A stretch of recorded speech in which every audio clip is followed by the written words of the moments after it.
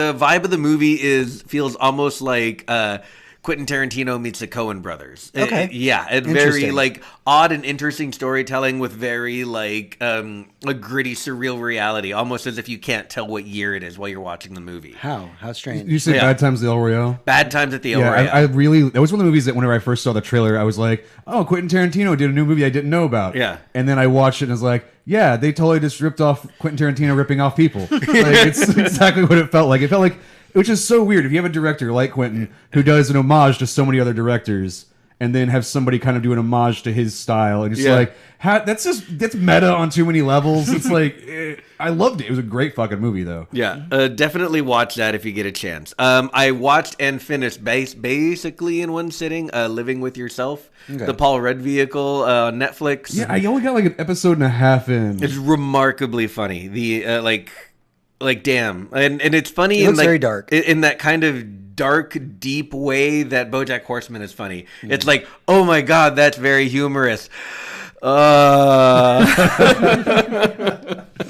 So that's how that show feels, but because it's Paul Rudd, it's always a little tongue in cheek and a tad bit slapstick. So you're never depressed watching the show. You're just like, wow, that's a really weird existential question. What if I met myself and this happened? Right. What would the rules be? But would recommend 100%. It's only 8 episodes long, and those episodes aren't 30 minutes each, so you can get through the whole thing and no problem at all. Cool. Yeah, 8 episodes and you're done. Right. Yeah, awesome show. I need more 30-minute shows in my life. We do. Everyone does. Speaking of not 30-minute shows, I'm 2 episodes into his Dark Materials. I've been wanting to watch this. I don't know if I like it. Of which there's only 2 episodes until There's only the show 2 episodes airs, so far. At which point we get to go watch the 3rd one. Right. And so I'm not sure if I like it yet. I can't tell if I'm... The cast is so stacked for that show. It is. I can't tell if I'm like really intrigued by the world or bored. Because I might be both. I feel like the show could be moving faster. I feel like that's the way Tolkien works sometimes. Yeah, and it does have that feeling like this world is so huge. I'm only taking a small bite out of it. Fuck, this needs salt. Yeah, I was watching. I was re-finishing the 2nd episode earlier today because I fell asleep during it the first time. Yeah, and I was like, okay, I'm gonna go back to start this over. And as I'm watching, I'm like, this world makes no sense. I'm super intrigued, but it's like it needs more. But like, holy shit, this is it's big. Like it's super super cool small and it's super well done. Right. But then you just get confused because you're like, okay, the world building isn't fully done there, and I'm expecting that to show up later on. Yeah. And I'm just hoping that it does because it feels very one note in sometimes, and the rest of the time it's like a whole orchestra's playing. You're like, holy shit. My only issue with the show is that we're 2 episodes in, which is 2 full hours of our lives into the show, and they're still not done world building yet. They still haven't really gotten to something where it's like, oh my god, okay, I get it. Here's my hook. And I'm willing to give HBO the benefit of the doubt, but it's taking a little while. I hope the next episode like during Watchmen, they hooked us pretty great. Hooked us towards the beginning of it, but there's still world building. Like even at this last episode, you're like, oh shit, more of the world building's happening. Right, exactly. I only have a few more things. The 2 of them kind of fall together really well, but the next one is The Toys That Made Us, has a 2nd season.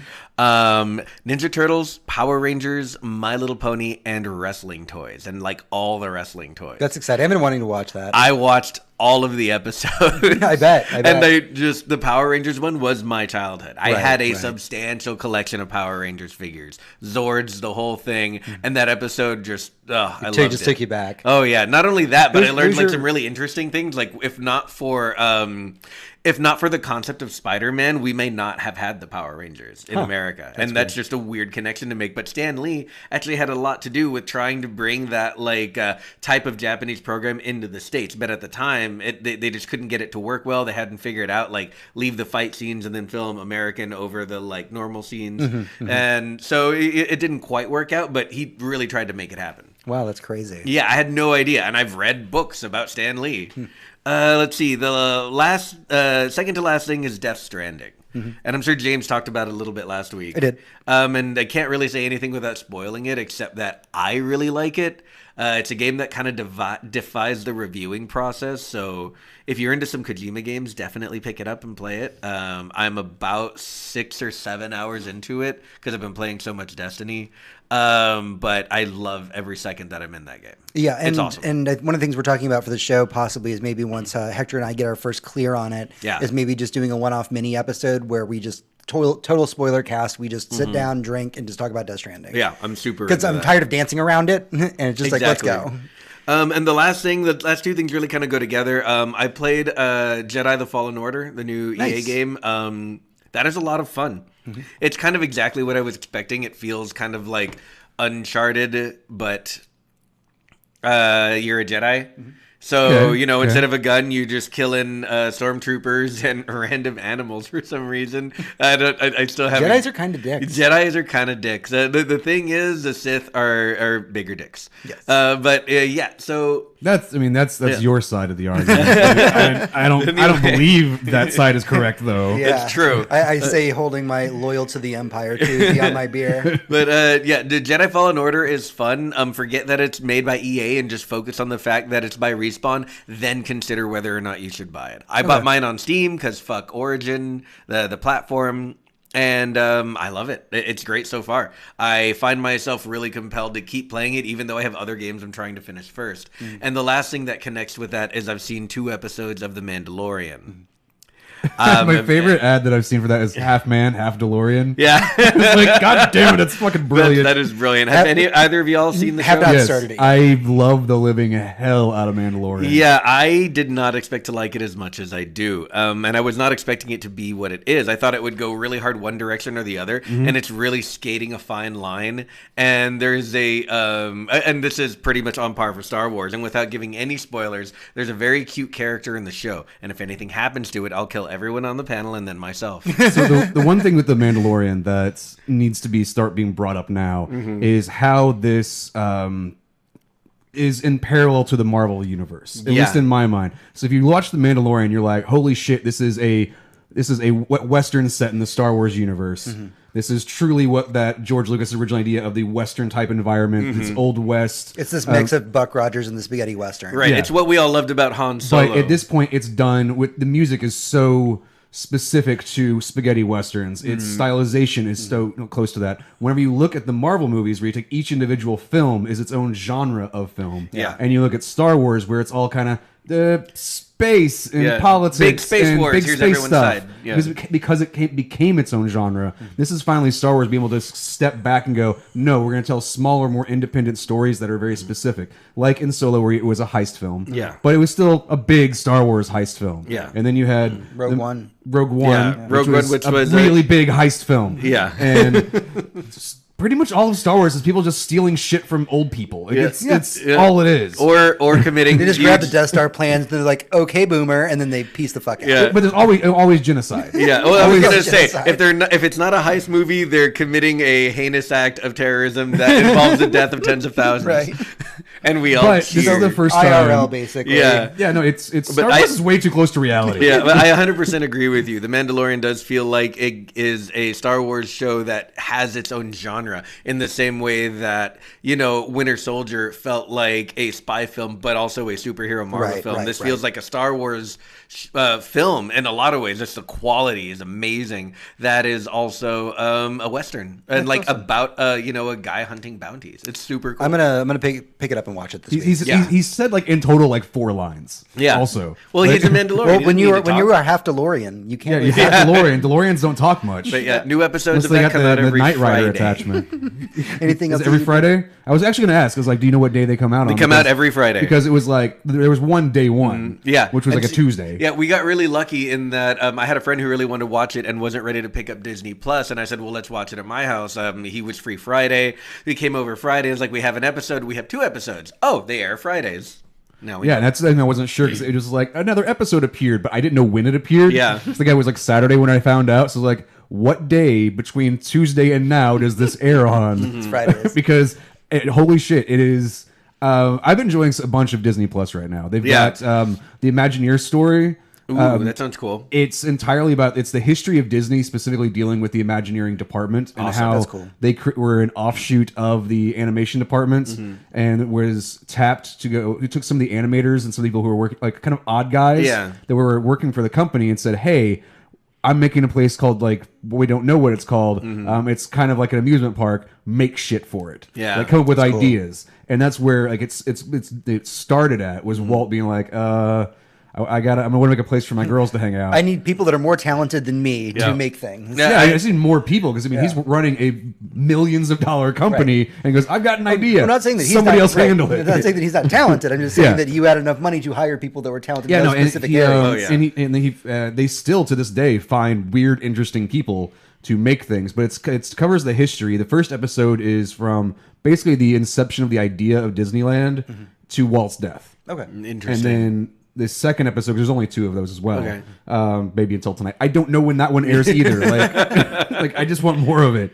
The second one starts with the what do we do next, and the beginnings phases of Walt Disney World, because that was already in the plans and the works. They had already started, clearing out the trees and building fucking the leveling system for it whenever he died. So it was like, what the fuck do we do? And how his brother had to take over even though he was retiring and all that shit. It's a brilliant story of the Disney company, but specifically about the Imagineering department, and you're just going to see it evolve over time into what it is now. That's cool. Which is these crazy people who make fucking robots that look like they're alive and can talk to you and walk around and shit, and then make actual places from Star Wars exist in our world and go, yeah, that's the Millennium Falcon, that's the real size, that's actually the Millennium Falcon. You go, fuck, that is the Millennium Falcon. you crazy son of a bitch, you did it. Let's see. You're over on my side of the world. I'll just knock it out real quick. I've just been playing a lot of Death Stranding. Let's just be real. That's all I've been doing. Literally all you've been doing. I have not been doing anything. You watched 7 different cooking shows and that. Right. That's all you've been doing. I've been doing that, and I started on my CW shows finally. Yeah. So I'm mostly caught up on The Flash, and I started Arrow. Really? Yeah. There's only a couple episodes of Arrow. Season. Everything just feels like it's all just a buffer for the crossover. Yeah, I mean it does. That's right. I The Flash is the only one that I'm consistently been watching. Everything else has been kind of I guess I'll watch Batwoman. Yeah. I guess I'll watch Supergirl. I'm super I'm just unexcited for interested. Supergirl this season. I haven't even started Arrow at all. I'm so whatever. Arrow is honestly, and I haven't said this for a long time, it's my favorite show this season. It has been, it's been consistently interesting. That's a strong word. With the future shit, I could deal without personally. Yeah. You really need to start this season. I'm on this season. Oh, okay. Yeah, are you caught up? No, I've watched 2 episodes. Okay, so the future shit's about to get super important. Okay. So anyway. All right, that's all I've done this week. That's everything that we have for the prelude. We're going to take a small break, and when we come back, we'll be going into our main news segment in the weekly raid. Okay, so something's still broken with that fucking prelude because the audio wasn't working. I don't know what the fuck is going on. This thing makes no sense. Yeah, don't forget to click the thing. Oh, yeah, we're sorry about that first few minutes of no audio. Thanks for pointing it out for us. Though. Oh, yeah. Yeah, I didn't look to see if the mixture was on there. I need to delete this other shit I off knew the side. everything was just going too smooth for this week's episode. I guess the transfer, I just didn't see it. See, it says weekly raid. Cool. Put that back in front of us because no one wants to see us.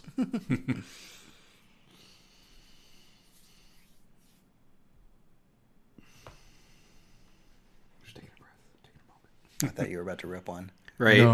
No. He's like, do I have to poop before the next segment? No, I got a grumbly in my tumbly, but if it was a fart, I'm pretty sure it's just going to be it's Soupsville. This is the quality content. Yeah, this is what we for. don't record. I mean, I could start this by going, butt soup. That's what we're calling this section now. Brooklyn's back on the Smite train. I've been seeing you post about that. I'm fuck, man, I kind of miss Smite. I kind of want to go back. Smite still existed. Yeah, I was watching a bunch of the League stuff that they do. They've been live every day while I've been working. Have they updated the game at all in the last years? It's vastly different. They update it all the fucking time. It's vastly different. Interesting. Yeah. Smite and what's the other one? The offshoot of that's not the Overwatch. Paladins? Yeah, Paladins. Oh, I played a little bit of Paladins. Both of those get updates constantly. That was fun for 8 minutes. It was I didn't want to buy Overwatch. Yeah. I couldn't bring myself to do it yet because I was I didn't like playing this in the beta. I'm just not going to buy it right now. And then I played enough of it, so I'm like, okay, fine, I'll just go actually play Overwatch now. Yeah, there's this thing going on with when I played Paladins where I because I had played so much Overwatch previously, the quality just felt like C League because everything in Overwatch is flashy and intended to be clear when you see it, like a silhouette of it. All the sounds are very diegetic to the sound of your gun when you know you're about to need to reload. Everything is made to make you a better player. Paladins is not like that. It's very true. All right, let's do this.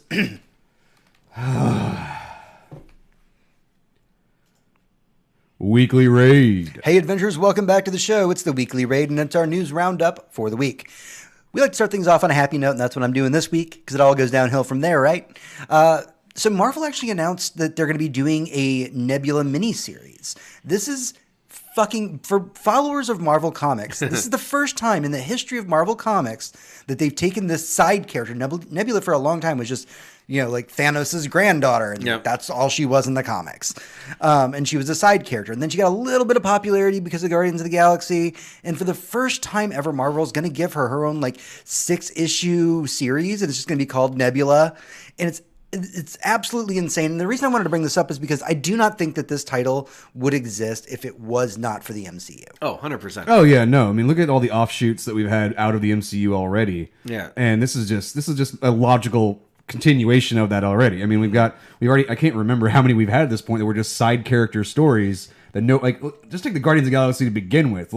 Rocket and Groot's adventures would never have been near as popular had it not been for the films. Oh, true. Yeah, and actually James Gunn posted about it this week. He said on his Instagram, he said that it's so cool that Nebula's getting her own comic. He says that I know that it sounds strange, but the first moment that Karen Gillan and I talked about Nebs, I knew she would become a major character in the MCU and at Marvel in general. I told Karen as much, which I hope she wouldn't think was just my way to get her to play what initially seemed like a fairly small role. All of it is a great testament to the creators of Nebula, who filled my childhood with joy. Stay tuned for her further cinematic adventures in the not too distant future. Awesome. Eventually, after he finishes doing the other stuff, after because Suicide Squad is done. After Suicide Squad is done, I'm still mad at fucking Marvel for getting all upset. Hey, maybe, since he's still doing Guardians 3, maybe it just means we get a good Suicide Squad movie. Right. Well, yeah, I mean, I'm expecting to get a good Suicide Squad movie, which is awesome because I got a good Joker movie. Yeah, I love the Joker. But I mean, we're mostly swinging I'm zeros with all the other DC movies. At this point, I'm like, cool. I tried the first Suicide Squad movie, and that should have been flushed immediately. You shouldn't have scooped that one up and been like, that's the keeper. That was definitely a flusher. If we could just cancel the last hour and 20 minutes of the movie, it would have been great. Yeah, I mean the opening. Actually, no. Even the first 5 minutes is a fuck up in it. I was like, cool. This is where we're going. Awful. It's thanks. I hate it. Yeah, no. It was honestly, casting Will Smith in anything is a fucking bad idea because all he's going to do is be Will Smith playing whatever that bad idea was. So we're not talking about DC right now. True. But it is interesting that the side projects of DC seem to be really doing very well for them, whereas they can't just seem to knock it out of their park with their main projects. They can't hit the cinematic universe hard enough or with enough money to make something good. Yeah. And I mean, normally our answer is always throw money at the problem until you can figure it out. Yeah, but I don't think that's the issue anymore. Hashtag release the Snyder Cut. Exactly. Maybe really I'm sorry. I don't give a fuck about this Snyder Cut bullshit. First off, people need to get over the fuck of who Zack Snyder is and or was. And I'm going to go with was because he definitely should not be allowed to be around people anymore, knowing his fucking history.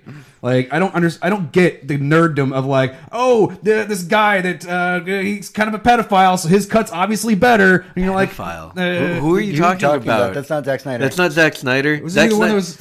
No. Okay. Zack Snyder. Your argument's completely invalid. Zack Snyder lost his daughter while he was making Batman. No, not Batman versus Superman, but Justice League, and so he bowed out of the rest of the movie. I'm looking this up. Yeah, he did. Zack Snyder has not even been remotely Me Too'd. I don't know what you're talking about. He's doing fairly well for himself aside from the whole. I knew about the daughter thing. I was sure it was something else about it. No, Zack Snyder, and I'm going to say this, and I've said this on the show a few times. I am a big fan of Zack Snyder movies, and whatever you want to say about the plots to these movies or whether or not you like the style in which he directs, he's directed some really beautiful looking movies. That's what I said about the not Justice League, but the Batman v Superman. Yeah. When I watched that, I was like, there is a quality movie that exists within this movie that's very much bogged down by WB's politics. Yeah, 100%. So let's jump into some fun stuff to talk about because this is not a DC-centric show, and we have nothing about DC in the news pertaining to any of this. Apologies for that.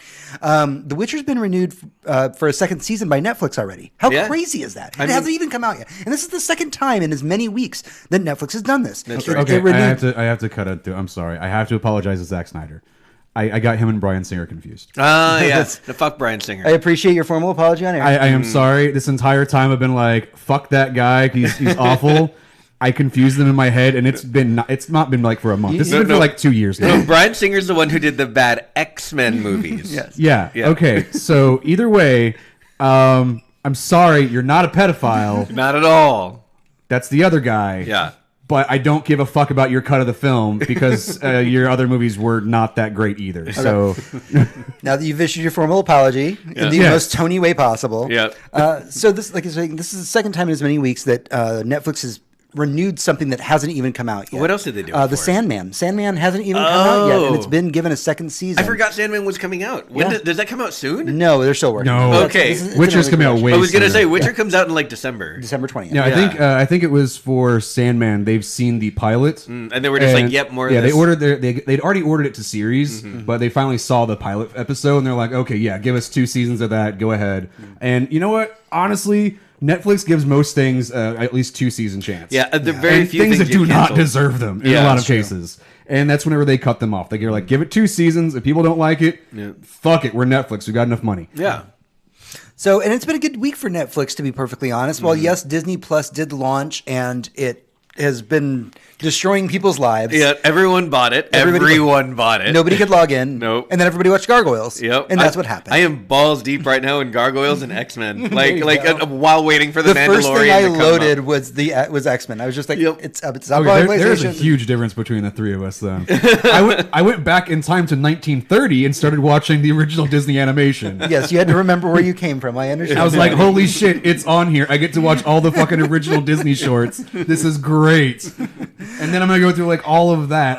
I have literally like 100 years of fucking Disney animation to watch. Yep. And y'all are like, I'm just gonna start with my childhood. Yeah, Pretty much. that's where we start. Weirdly, that's kind of where I'm But- starting, because I remembered watching those shorts as a little kid. But speaking of our childhood, Mm-hmm. Netflix is not one to lay down and take the beating that Disney Plus is dishing out. True. Because they did announce that they are going to be teaming up with Nickelodeon to bring Nickelodeon's back catalog and new stuff to Netflix. Well, let's not Nice. forget we had a Nice. Nickelodeon night, my place on Netflix Yep, the other we did. time. We Yeah. watched the Rocko's Modern Life and Invader Zim shows, and they were both Both fucking things that cool. were canceled by Nickelodeon a Yeah. long time ago, and then Netflix stepped up and said, hey, why don't we make more of that? And they were awesome. Yep. And this is really cool. I mean, this is kind of them throwing down the gauntlet and be like, we're not going to just take this, guys. Like, yeah, you're Disney, and we understand people have a passion and love for Disney, but there are other networks out there that are equally as fantastic this to pull means? from. That's right. I can actually finally watch all of Doug in its entirety, like Yes, you on a can. streaming service, because currently Disney's Doug is the bad second part of Doug that I don't like, because they changed his voice and gave him longer Right, sleeves and right. shit. Oh, yeah. And I wasn't a fan of Disney's Doug, but Nickelodeon's Doug was the can't watch original one, and it's not on Disney Plus. Yeah. Because I looked. Yeah. So that's the one I actually wanted to watch. I also watched some Doug this week. That's fair. But yeah, no, that's gonna be awesome. Like, think about them getting Rugrats alone. Boom, just instant fucking success. Yeah. That's going to be huge. I mean, just Yeah. having Doug on there. having any of SpongeBob, those. just all the Put all of SpongeBobs. Are You Afraid of the Dark on there? Yeah. Oh yeah, All of maybe it. some All Real Monsters. Yeah. And Because especially, Nickelodeon knows they cannot make their own streaming service, Right. And it's entirely dependent. It's too many people have failed at this They point. can hardly even be a network anymore. yeah, Right. but so they know they're gonna have to team up with somebody that is successful in this, whether it be Amazon or Netflix or really just the two of those. Yeah. honestly, I'm still that person who's rooting behind like Netflix, cut this deal with Warner Brothers and get all that DC content. Oh man, if only. Right, but unfortunately, they've sided with HBO Max right now. So Well, that's the because their streaming parent, wars that's because their continues. parent company is decided to create HBO Max, Right. And HBO Max is what they got just shoved into. Yeah. But it's not all good news this week, because we did find out that The Runaways is actually going to be ending after 3 seasons on Hulu, which is kind of It's fine. it makes me sad. I mean, it's a good show. It's a Is it? very, it's I a- haven't seen any of it. It's a serviceable show. It's Okay. enjoyable. I was unfamiliar with The Runaways going into it. Tony's very familiar with The Runaways. It was one of his I've favorite literally books. handed you like every fucking trade paperback. I know. Like 6 years worth of trade paperbacks to you, and be like, here, just read these. And you went, cool.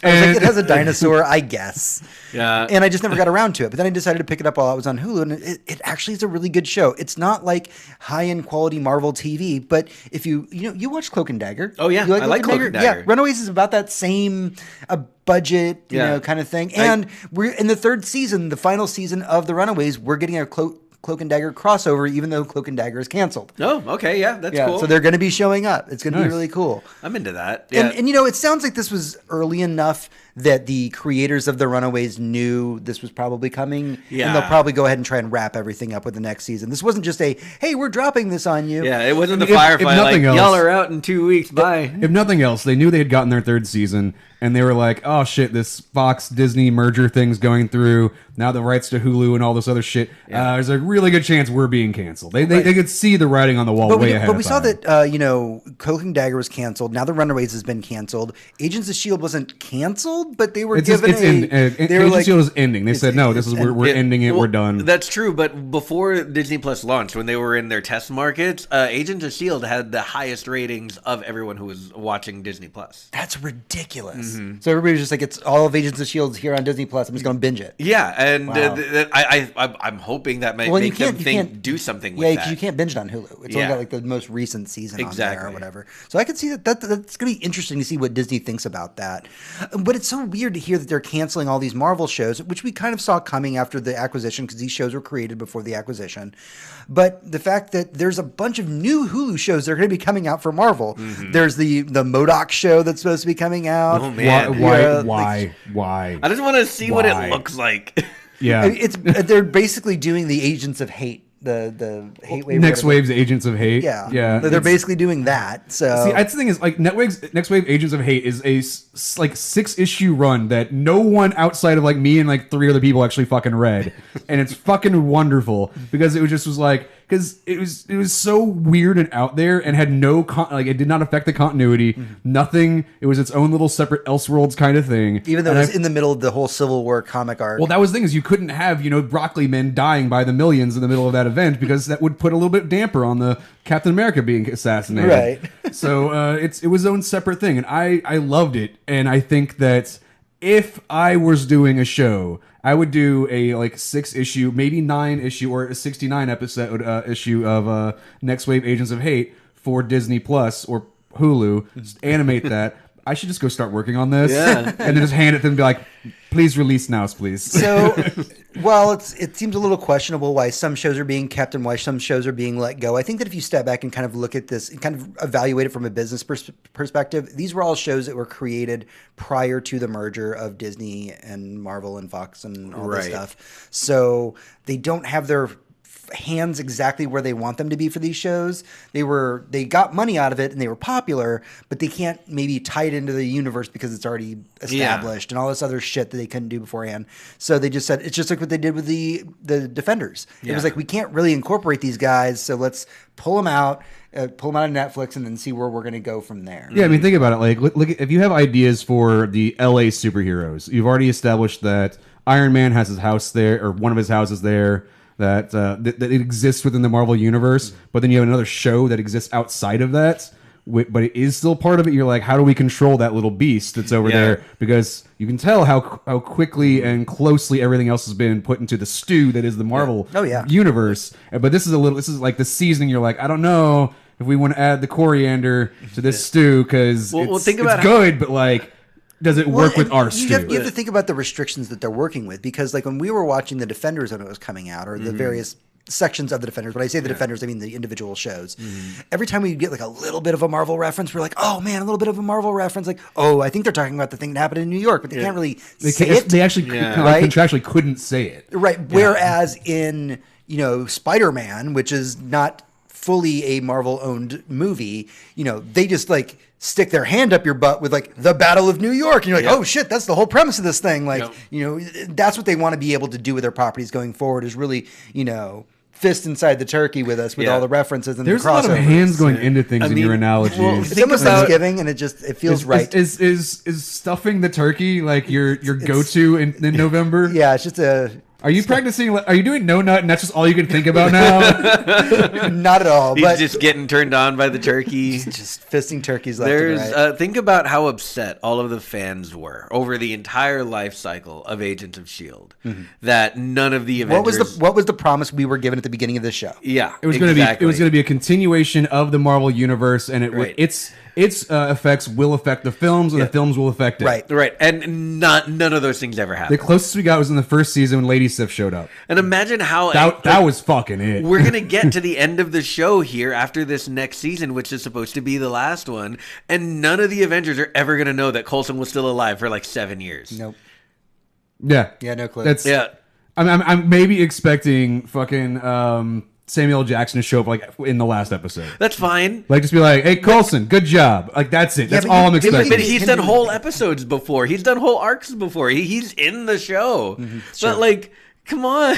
Like there was like all this mourning and like they saved New York because Coulson died and he was alive this whole time and just nobody. Yeah, I think it'd be really weird to watch all these Marvel shows and TV stuff out of order, because if you watched Agents of S.H.I.E.L.D. assuming that like everything's tied together, you'd be like, why didn't they ever tell him? Like they wouldn't ever just drop an email like, hey, by the way, Coulson's he's here. Well, I mean, think about it. You're Captain America. You're there whenever he died or whatever, and it's like. You're going on through all these other adventures, and you got your shit with your best friend coming back with a fucking robot arm, and then big purple dudes fucking invading, and then fuck everybody's dead, and then fuck everybody's back, and then now I'm an old man. At what point, like he figured out email at some point, like during the old man phase. At what point do you send him an email and be like, well, okay, like that's his only response at that point. He's like, he's had other lives. He's like, Coulson, you got the team together, but like. We've done a lot of other shit. Yeah. They're just like blasé at this point. They're like, it just makes sense. It just makes sense that you're alive. I feel like there should be at some point just like Jarvis is like, oh, hey, yeah, Coulson's just flying around in a red car, by the way. Yeah, that guy you think died? Yeah, here's video footage. I tapped it. He's right there. There he is. There's some like a half Asian chick. There's like, oh, it's Melinda May. She works there. And yeah, we know her. She's an agent. There's Samuel L. Jackson. So there are a lot of Marvel properties that we are excited about coming to the small screen, and even though some of them are getting canceled, it was kind of to be expected. But I want to keep on this comic book TV train for a second, because this next bit of news seemed almost weird to me. And that's that Legendary Television is going to be developing a Sin City TV series, and that they're actually trying to tap Robert Rodriguez to join the project. And apparently it's getting pretty close to sealing that deal. Okay, so I had to read your screen to realize you said Sin City and not Sim City. Yeah. And I was like, totally there's a things. Sim City TV show? I would watch the fuck out of that. Would you though? All right, so which one? Think about it. No, a Robert Rodriguez Sim City. Oh my God. TV show. That would be so good. That would probably get really metal really fast. It would just be black and white and just like, oh God. Imagine Sin City, but Sim City, Sin City. If there's any Why like has nobody done a parody of this online? if there's any director know, but of Hollywood caliber that go animate makes this. movies as big as Robert Rodriguez does, who would come back and do TV that isn't like HBO, it's probably Robert Rodriguez. Well, he has his own TV show, or a channel, actually. Yeah. He has the El Rey Network that does a lot of their own ideas. They did the continuation of From Dusk Till Dawn, Yep. which is actually really fucking good. I've watched the first 2 seasons of that. It was really good. I was Yeah, surprised. it was really fucking good. Yeah.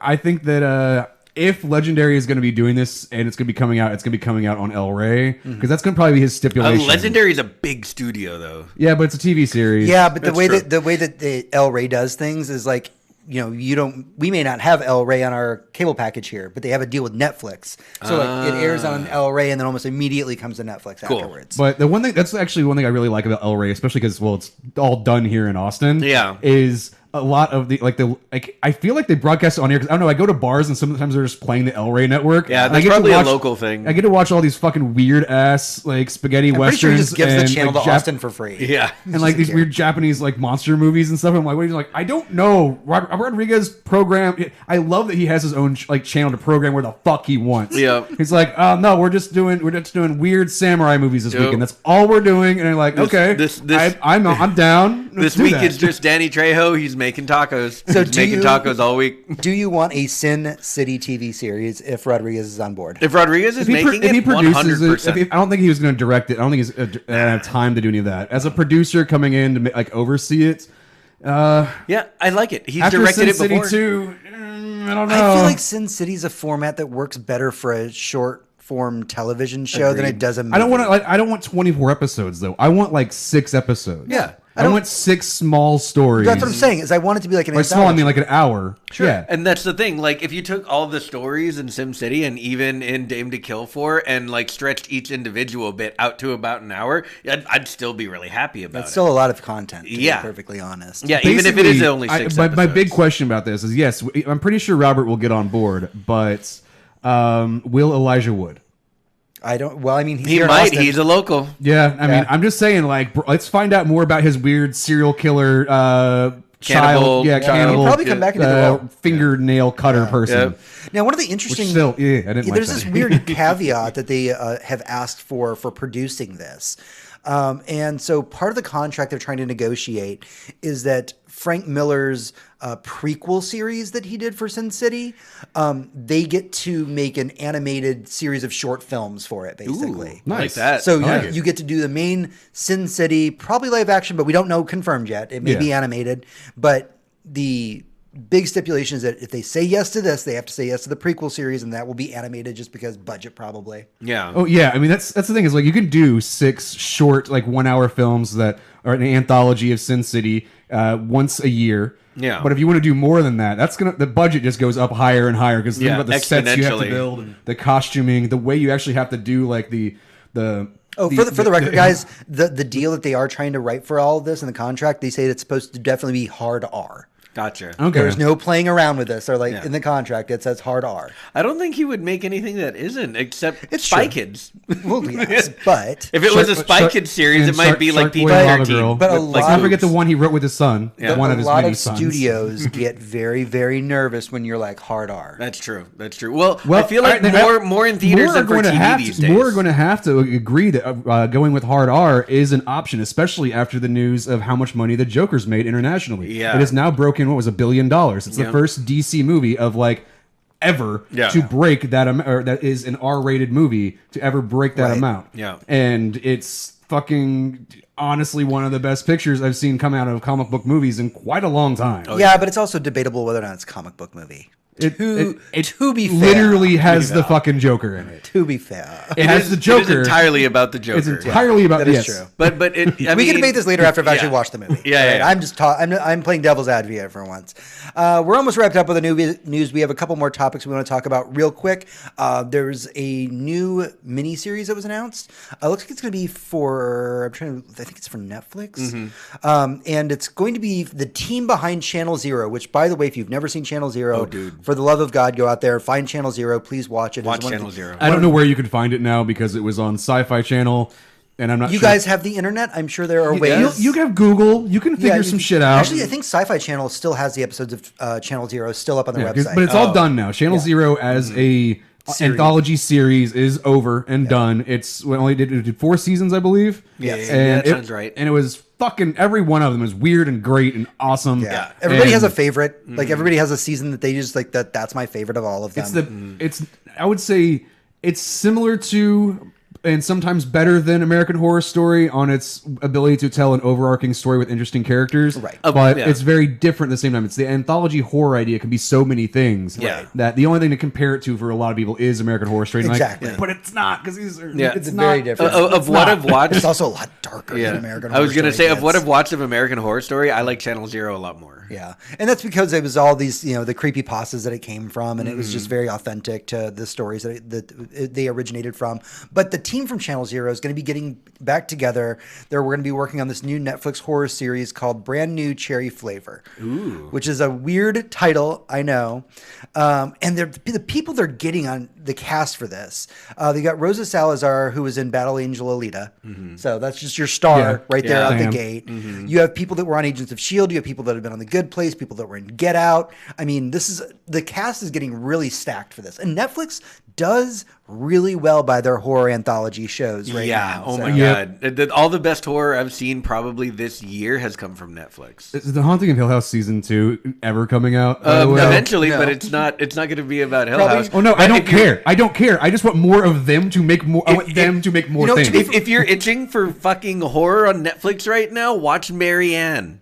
What's Marianne? I haven't watched. Okay. It hasn't suggested this to me. Ooh, okay. So Marianne is a horror series in the same kind of vein, in that it's it's a single season about a story, and it's French horror and everything that entails. So it is constantly terrifying and just deeply disturbing. It definitely watch it. The dub is fine, like most Netflix dubs. The subtitles are fine too. I watched it with the dub. I do both at the same time because of the people I was watching it with, and they didn't even understand that it was French until like 3 episodes in. Damn. And it's fucking terrifying. It's deeply disturbing. I had a woman in the room with us nope out halfway through the 3rd episode. Just nope, never watching this again. I'll be in the kitchen. Yeah, that sounds fascinating. I'm going to have to Going check that into out. Check out Marianne. But so this new upcoming show, again, by the people who did Channel Zero, it's called Brand New Cherry Flavor. It's based on a book, which is kind of where the name comes from. Mm-hmm. It's the story of Lisa Nova, who's an aspiring film director in the sun-drenched but steamy world of 1990s Los Angeles, who embarks on a mind-altering journey from the streets of Beverly Hills to the forests of Brazil of supernatural revenge. Hot. Right? Okay. Like, this is such a weird concept. I really imagine this being shot very 90s LA, like Melrose Place. That late night steamy fucking true soap romance. opera. True romance comes to mind. Well, the guys that do Channel Zero, they do like they love stylized stuff. I immediately see the stylization for this because of the steamy at night LA 1990s TV shows that we had, like Melrose Place and other ones I can't fucking think of off the top of my head. Mm-hmm. But immediately that stylization comes to mind. I'm like, dude, if they're gonna rip that off, fucking great. Yeah, more power to you. Cool. It's its own weird subgenre that exists that nobody's fucked with in years. It really is. Okay, so the last thing that we have for the news, and this is just the news section, by the way. If you're new to our show, we do have our main topic, which is all about the Xbox insider stuff that happened over the last week. But our last main news topic was about Google Stadia, and there was a little bit of controversy about that because it comes out as a time of this recording right now. Like today. It comes out tomorrow. Tomorrow? Yeah. Yes. Yeah. They're still advertising it right now. They're like, please buy the founders package for $120. And I'm like, no. Yeah. No. Which you were the one on this panel that was like, I think I want the founders edition. I do want the founders edition. I just don't have an extra $120. Right. So you don't want it now that you've seen what's on it, which we're about to get to. I mean, honestly, it was for me to just test out Destiny because I've now tested out Destiny on multiple platforms between PlayStation, Xbox, Battle.net, and Steam. It's 4 places I've tested out the same game. So I know how it runs. I know what its effect on each one is, what its frame rate should be, how it should function, what the lag, latency, and everything is on versus PvE versus PvP. So I want to try it out on Stadia because that, to me, is the biggest test because that's a game that I know inside and out how it should function. Just a quick question. Before we jump into the Stadia thing, there is that phenomenon in which if you play a game enough and you play it often, that when you go to sleep, you tend to dream about it. I know that I've been playing a lot of Death Stranding, and I dreamt about delivering packages. I shit you not. Everything that happened. It creeps Again, right this in is there. why I don't think this is a good game for people, especially people who have shitty lives that work at like Amazon where they deliver packages all day to go play a game where they deliver packages all day and then go and lose their goddamn mind because now they're dreaming about it too. Do you often dream about Destiny? I'm just curious. No. Oh, that's weird. Okay, No, just it's been long enough. His brain's like, I get enough of this when I'm awake. I'm desensitized to it. Okay, so let's talk about Google Stadia. So the big news with Google Stadia this week is what it's not going to have tomorrow at launch. People actually using it. That probably is going to be the answer. Stream Connect, State Share, and Crowd Play. These were the big features that were kind of announced in the big Stadia presentation where you could like jump into people's instances, try out their status. Like if they're playing a brawler, you can jump into where they were in the game and try and do. Yeah, I remember them showing that. You could stream anything that you were playing, and then you could either jump into play directly with them like a friends code thing, or you could be like, hey, that game looks cool. I just want to play it now, and it would just jump you into it. Right. Yeah. And that also looks really cool. Yeah, and State Share was something that was almost used as a tool to help you learn about something. It was like you get to watch like how this person beat this boss, and you can go rewind to that, try and replicate what they did. So these were all main features touted by Google Stadia. Nope, not there. I get technology-wise why maybe those are big ideas. Okay. Honestly, those are really big ideas that no one else has anything quite similar to at this point. I agree, Tony. I'm making a face. You are making a face, which is why I'm saying like maybe they're just not ready yet, and they're like 6 months down the line. Concede this point to Tony. Okay. Can I concede this point? But to Tony? I have things. He has things. He's making a very angry face. I get what you're saying. You're right. That was Yeah. a big ambitious thing to say that your platform would have, but you're releasing it now and it doesn't have them. Yeah. Why the fuck? Yeah, no, I agree. This is, Yeah, this if is the someone PS4 sold Xbox me- launch all Yeah, over if someone again. sold me a PlayStation 5 and said this plays all your games at 4K at 60 FPS, and then the first game they announced was at 30 FPS, and they'd be like, "Oh, that's later," I'd be like, "Fuck you guys." You know what? What, you're not caught up yet? Well, then why did you say it? And then I bought the thing based on that, and then now I don't have The it. Founders Package was a hard sell. And I feel like that the reason we're seeing a lot of these features dropped is because they're trying to meet a street date when they really shouldn't have. If they had pushed it back, people probably would have been more comfortable I think with it. I would be a lot happier if they said, "Oh, we couldn't get these 3 things done, but in 6 months we can get 2 of them." Yeah. If they'd come out and said one of these, Yeah. it's just not available. But you knew 6 months ago they delayed it. Yeah. And they're like, "Well, we're going to take a little bit longer to release this thing. We're not telling you why." Right. And they come back and say, "Oh, this Well, one thing isn't and- finished." You're like, "That's probably because they're finishing all this other shit." And to be Yeah. fair, To be fair. they are saying that Stream Connect probably is going to launch by the end of the year, and the other stuff's going to be coming in the end of the year 2020. is a month, Right. So that's That's it's pretty done, but good. they just need to finish They've testing. got a they've little got a bit more. timeline for Yeah. these features that they're trying to roll out, right? Okay, so what I was saying to concede the point to Tony, because you were saying these are a lot of big picture ideas. Yeah, These they're are- really big. Yeah. These are I look at it the same way when the Xbox One was announced. You're like, here's some really grand ideas that Microsoft was putting out there that people just freaked out and went, no, this is weird and too much. right. But can you explain why there's not going to be an achievement system at launch? No, I can't. So apparently the You games got- will you got me there. Games will keep track of the.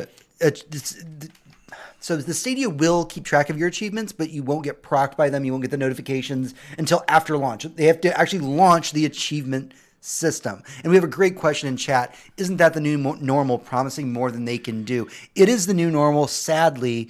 And we're seeing For everybody. And For we're bad game companies, Right. yes. Which is most game companies it at is this most point. game companies. That's true. And there is a big standard practice right now that, service as a service, big quotations there, games as a service, platform as a service, all of these things as a service, where you basically release something broken and then say, well, we'll fix it in post. Oh, are we going to bring up Anthem's fucking- announcement that they're going to fix it now? I actually didn't put Anthem Or in the Fallout news. 76. Oh, well, no, Anthem was I only read like a little bit about it because it's Oh, they're- Anthem. Oh, and that they're fucking- trying to do a Realm Reborn. They're So going real to quick- completely revamp it. Yeah, they're going to Realm Reborn it, which for people who don't know, that Final Fantasy 14 came out and it was a hulking pile of shit. Oh, yeah. And they went away for a while and came out with Final Fantasy 14 A Realm Reborn, And it was great. actually fucking good. Yeah, so the reason I hadn't mentioned the Anthem news this week is that technically that's rumor and speculation, and we try to stick to the facts on this show. Now, the source that was cited about this rebirth of Anthem is a pretty well-known source, and that they probably weren't lying about it,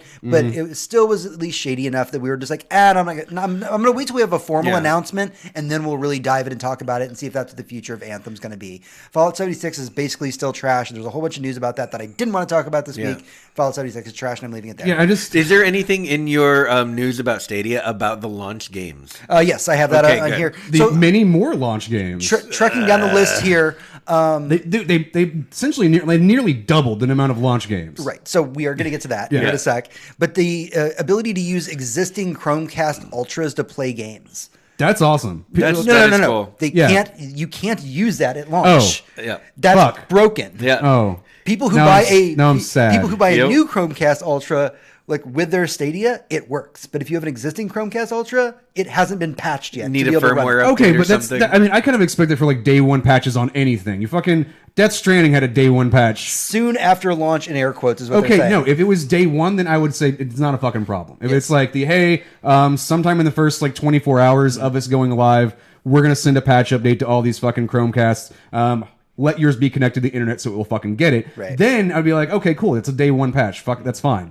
But if they're like, oh, it's 3 weeks later, that's a bit shit. Yeah. The family sharing, where you could share games between family members, not going to be enabled on day one. Yeah. Early next year is what they're saying for that. Now, this is one of the big ones: the buddy passes. Yeah, because so whenever you buy a Google or a Stadia Founders Edition, you get 3 months to give to somebody. Yep. Okay, so tell me more about this now because that's You don't my get it. knowledge of it. You don't get it. Wait, so I can buy that right? I can go online right now onto the Googles, Yes. and be like, "Hey, I want the Stadia Legendary," and it's like it comes with 3 months for your friend, Right. And then be But like, you can't give it to them Not yet. For a while. Yeah. for like another 3 months. You'll just have to wait until they enable it. That was the only thing that really got me on that. I was like, oh shit, this is a good deal because I can get it. And day one, be like, hey, Hector, let's go check out Destiny on Stadia because you played it now. I've been playing it. We can test this out on a new system and see how it's going. Yeah, and only one of us has to, spend money. And now that's not the case. So I'm a little bit miffed about that. Yeah. And also, by the way, on day one, not everybody's going to be getting their Stadia controllers because they've had a lot of shipping problems. Nah, that's just fucking shit. That's understandable. Don't they have fine. Amazon? Now it's Don't they have phones? But the big problem here is that they have been promising a lot, and obviously they're not living up to these promises. In fact, for their launch lineup, they only had 12 games listed originally, and they were for what bad. was going to come out. They were not good. It was literally good launch titles. It was Destiny and like nothing else I wanted to play. It was like 3 Assassin's Creed if you games wanna and 2 know, Tomb Raider games. The original 12, Assassin's Creed Odyssey, Destiny 2, Guilt, Just Dance 2020, Kine, MK11, Red Dead Redemption 2, Rise of the Tomb Raider, Shadow of the Tomb Raider, Samurai Showdown, Thumper, and Tomb Raider. Okay, for a lot of people, Red Dead Redemption 2 and Destiny 2 are kind of like the only reason to get this. Right, but then think about, do you really want to play Red Dead Redemption 2 streamed to your phone? I mean, It's broken when you install it right now. Wait, That's what I'm saying. Maybe this is the way they're going to get everybody to get onto Stadia. It's the only place that Red Dead Redemption 2 works. Think about those Tomb Raider games, and think about the fact that it's not a service where you just get the games. Mm-hmm. You don't just get the games; they're available to buy. Right. Imagine for $60 buying a Tomb Raider game that is 2, 4, or 6 years old to play on your Stadia, so that you can stream it to your phone. Right. The fuck? Which brings us, and let's not forget, you don't own this game. And that's also what brings me an interesting idea because That's a hard sell. We all have Xbox Game Pass. Uh-huh. I just installed like 4 more games last night. Oh, yeah? Like, I'm gonna play a bunch of these little tiny mini games that are on here for like that are a gig. Yeah. Because it's like, fuck it, why not? It's cool fucking little mini games, and I've been loving the hell out of that. Yes, I understand that I don't own them because I pay a subscription for them. Right. But this catalog is awesome. But with the Stadia, you're treating the Stadia like a console, and you assume that you will own those games for ad infinitum until the service goes under. Right. Yeah. And the Stadia is not a proven concept. Right. Google has a track record of canceling their experiments. I'm really surprised that Not just Android that. phones have been around this long. Well, but it's not just that. As they stated explicitly that availability on some titles may not be constant. Yeah, that's true. Yeah, and it's so strange. But then they went ahead. I expect that from the Microsoft deal because that is a subscription. It's Right. they said, we're think of us like a Netflix. We're going to have a bunch of stuff on here, but some stuff has to go away from time to time so we can put more stuff in, but we have to take some stuff away. Yeah. Now, Google did come out and say, like, hey, by the way, for those 12 games that we had, we've got like 10 more that are going to come out on day one. And apparently there was a bit of a rush about this because everybody was like, 12 games at launch, guys? Come on, this is kind of fucked. Yeah, so considering they were all Yeah, old. they added Attack on Titan, Final Battle 2, Farming Simulator, Final Fantasy 15, Football Manager 2020, Grid 2019, Metro Exodus, NBA 2K20, Rage 2, Trials Rising, and Wolfenstein Youngblood. So that's 3 games that came out this year. Well, Yes. besides Grid, but I don't think anyone cares about Grid or Football Manager or Farming. Okay, a lot of these games I came don't out know. this year, but nobody cares. I do Nobody know Football cares about a lot Manager of these 2020 is also on Xbox Game Pass because I was like, what the fuck is that? Let's talk about the 3 games that I cared about seeing reviews for this year: Metro Exodus, Rage 2, Wolfenstein Youngblood. Right. Okay. Rage 2 and Wolfenstein Youngblood were not very well reviewed. I played Youngblood. I liked it for what it was, but it's not a Wolfenstein game. It's like it should have been an expansion, frankly. Metro Exodus, great game. But that's basically they're batting 1 for 24, in my opinion. You know, it's this lineup of games that they were coming out with. The first initial 10, I was like, that's a pretty decent mix. Adding on the additional 12, sorry. Yeah. Adding on these additional 10 shows that this is more of a mix. Like there's something in there is for a every better type mix. of gamer. Yeah. There's if you have somebody that likes to play FIFA, they've got Football Manager in there, which is just a continuation of that same fucking thing you're playing anyway. If you like the basketball games, they got NBA in there. They've got, if you like shooters, they added Metro. If you like shooters that aren't Metro, there's Destiny. There's, but if you like the adventure games, you got Assassin's Creed and you got the Tomb Raiders. Yep. They have something for everybody. Just have one game or a couple games for just everybody to try out to And get it going. we And I get know- that's what they have to do right now. A little bit of EA, a little bit of Ubisoft, a little bit of here, a little bit of there. We know for a fact that in the history of video games, no console has had a rock solid launch. True. Right. But this product Oh man, I'm worried about the life of it because we're already hearing people. See, that we're are, worried that are about this, using but it. if we look at the Ouya, which in my mind, this is similar to that. It's a grand idea that's probably not going to come to fruition very well. So far, feels like the Ouya. It feels like the Ouya, but it's still. But this is an Ouya with Google money behind it. Like they at least have a better idea of what the fuck they're doing. So when you get your Google Stadia, you can actually play games on it, much unlike the Ouya.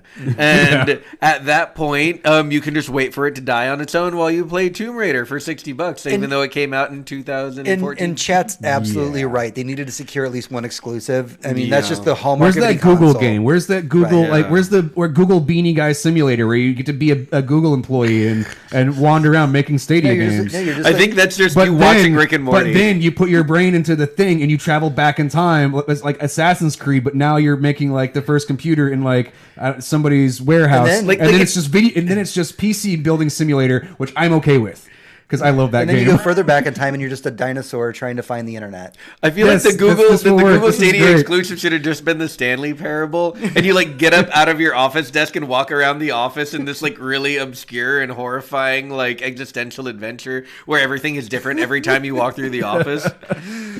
That or I think- just like Life is Strange style like storytelling, but it's just an episode of Black Mirror. This is something that we said whenever Stadia was initially announced, was that it needed some sort of exclusive to get us on board with this. And we needed to figure out more about its subscription service model. And now that we have more information about subscription service model versus actually having to buy the games plus a subscription on a streaming controller Chromecast thing, and as a person who's had spotty internet in the past and has also used a Chromecast, It's questionable about. yeah, it's questionable. Even with we have really good internet. We have Google Fiber here. Yes, we have Google Fiber, but even Google Fiber, I had to reset the fucking router last night because it was like, giving me like, what was it, 520, 720 something shitty fucking thing on YouTube. I'm like, no, dude, not on my Google Fiber. And I had to reset it, and then immediately reset it, comes back up, boop, fucking, it's like 4K's available. And I'm like, cool, thank you, Google. Why were you being dumb again? So even the best of the best, most beautiful internet in the world, about once a week needs to get slapped upside its fucking head. Yeah, Zach makes a really good point about the exclusive for Stadia, where he says it should have been an MMO. I think that would have been the best thing they could have ever done. Secure an MMO, make it on because if you Stadia. get an MMO to launch on Stadia, what you've secured is a game people will get into and try. And if it's like a time sink and they really want to get into it, they're streaming it to their phone, they're streaming it to their PC at work, they're streaming it everywhere, and that's easy. No one has to install anything. All their stuff is there. I get that would have been perfect. I just don't believe, outside of the people who are playing WoW Classic, and that's just because we have a few friends that play it, not a lot of people are playing these things. World of Warcraft still has an install base of like 7 million users. Yeah, it does, but you can't just go to a game company and say, make me the next World of Warcraft. No, a lot of people have tried and failed horribly. Remember that like couple years when the entire industry was trying to make the next WoW and they all failed miserably? Except for Square. Except for Square. Except for Square, whenever they came up with the original Final Fantasy 14, which wasn't supposed to be WoW, but really fucking failed. Yeah. Making an MMO is really hard. And making a successful one, especially one that is specific to your brand new platform, honestly, to me, sounds like a bad idea. Oh, it is. Because you're putting way too much pressure on a company to be the reason to go there. Yeah. Like, Star what they Citizen's been need- trying for 10 years. Yeah, no, what they need is their Halo. They need a simple game with cool mechanics that nobody else has. So we're being very theoretical here, but what it comes down to is what these reviews are going to be for the Stadia. And I think that the next week or two, honestly, will tell us whether or not this platform is going to live or die. I'm honestly waiting for most of the reviews because obviously we're not big enough to get a review sample, Right. And because it's literally, I think it's like IGN and like a couple other places are getting it, nobody else is. I'm waiting for all my favorite- is today or tomorrow. Yeah. At which point, then I will read everything and go, is this worth it?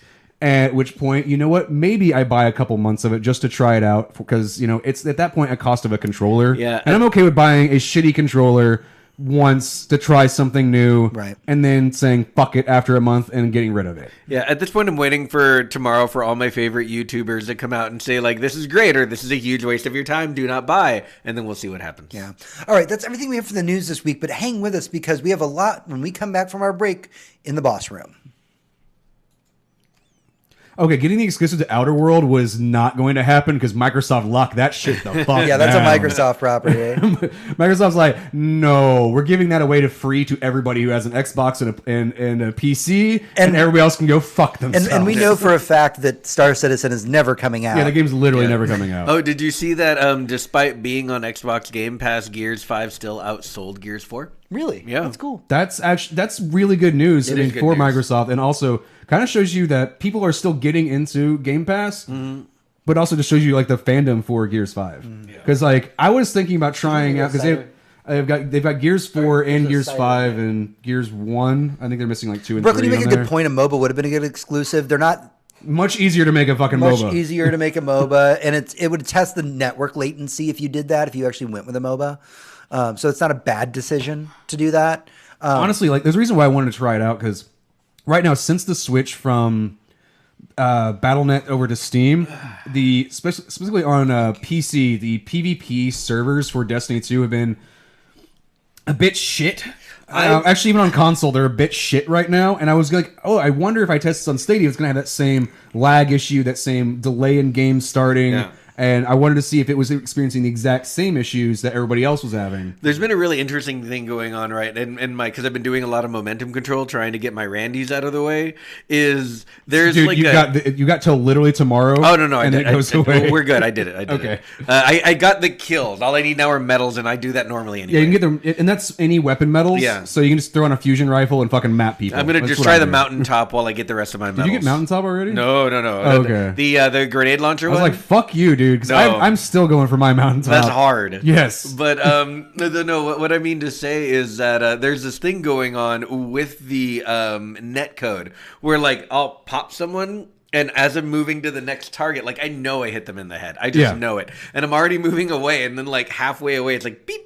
And there's a little bit and of, that's been like, it wasn't that bad when it was on delay. Battle.net. It seems like the switch over to Steam has fucked up something somewhere. Yeah. And it's not just on Steam though. It's like it's affecting the consoles as well. So That's it's kind of like interesting. there's something behind the scenes in PvP that is being weird and we don't know why. They may have had to change something fundamentally to get off of Battle.net. I don't know. Yeah, it's. right. I think we're not the game developers. We don't work at Bungie. Yeah. And I found out I'm definitely not going to because I got that email of like that was last week. I didn't want to bring it up, but I get the thank you for applying. We don't. tried. How are they gonna reject you? It's like you and Okay, then Bife. do you know there are people that they're actually hiring? People who have been spending years writing articles about this, and specifically in different languages, because they're trying to make International their audience. TWAB article, the This Week at Bungie, because you're not supposed to call it a TWAB. Deej hates that. Yeah. You're supposed to, This Week at Bungie, and do every language, and then when I have a Twitter account for every language, you can be like, hey, talk to us, and you get that personality difference between the people. And that's what they're going for. They want to have everybody. They want to find a cool person. More of an influencer than just someone who knows about the game and can my, talk my about influence is currently the 5 people who are watching us. But we all love you. All right, so we do have a lot I of need like Xbox to talk about. 50,000 before Bungie's going to be like, maybe we'll hire him. Yeah, All right, Maybe. we got a lot of Xbox to talk about here, so let's jump Yeah. into it. Okay, let me press the button again. Could you? I don't know if it did it or not. Like I have to move the thing because I don't. Yeah, move the thing. Because it happens so fast that I can't really see if it did the thing with the thing. Dog for doing the thing. Yay. Okay, all right. Boss room. Hey, adventurers, welcome back to the show. We are in the boss room. That's our main talking point for the podcast, sometimes related to the news, sometimes not. This week, we are going to be talking all about the big old X019 celebration of all things Xbox that took place in London over the last week. We're going to break down what those titles and announcements mean and what these announcements mean for the future of the console, the Xbox One, and the upcoming console, tentatively the Scarlet. or Right now, whatever it's called. just Project Scarlet. It's Project Scarlet, and then it'll be called the Xbox something. Xbox Box. Xbox- I really hope Xbox they Box. just like dick off and call it the Xbox 2. Like they're just like, guys, we're so sorry for all the names before this. Honestly- we get whatever PlayStation is doing, we get what they're going for with a naming scheme. This is the Xbox 2. I think it's going to be called the Xbox N. Because we've already had the We're Xbox... gonna switch to letters. Yeah, no, because we already had the Xbox One, and then we had the Xbox One X, and then this was gonna be the Xbox One N. Like, I think that's the new, like, the Xbox N or something. Is like, we're just so that you can line them we're up. literally like spelling the word Teslas. Xbox One or Xbox within the naming system. Okay, This is so ridiculous. It's, maybe this is Xbox B. Like, it's gonna be something to where we can spell Xbox with our Xboxes. Yeah, that was the old Tesla model. Did you? Yeah. Originally, the Model 3 was called the Model E, which they got sued for because something else was already called an E. Yeah, something. there's the Model E. A bunch Right. of different companies actually have Model E's. Right, and that's why, because they just wanted to call it the Model E because you had the Model S, the Model E, and the Model X. Yeah, And if you had all three, you know, yeah. So, but they just named it the Model 3 because it's the same shape. makes sense. Okay, let's talk about Xbox Yeah. things. They opened things up talking about Rare Studios and their new game Everwild. This is going to be the people who worked on Sea of Thieves. It's a whole brand new game. It's a new IP. They didn't show a whole lot about it. It was pretty. I feel like calling Rare the company that made Sea of Thieves does them an enormous It really disservice. is a big disservice.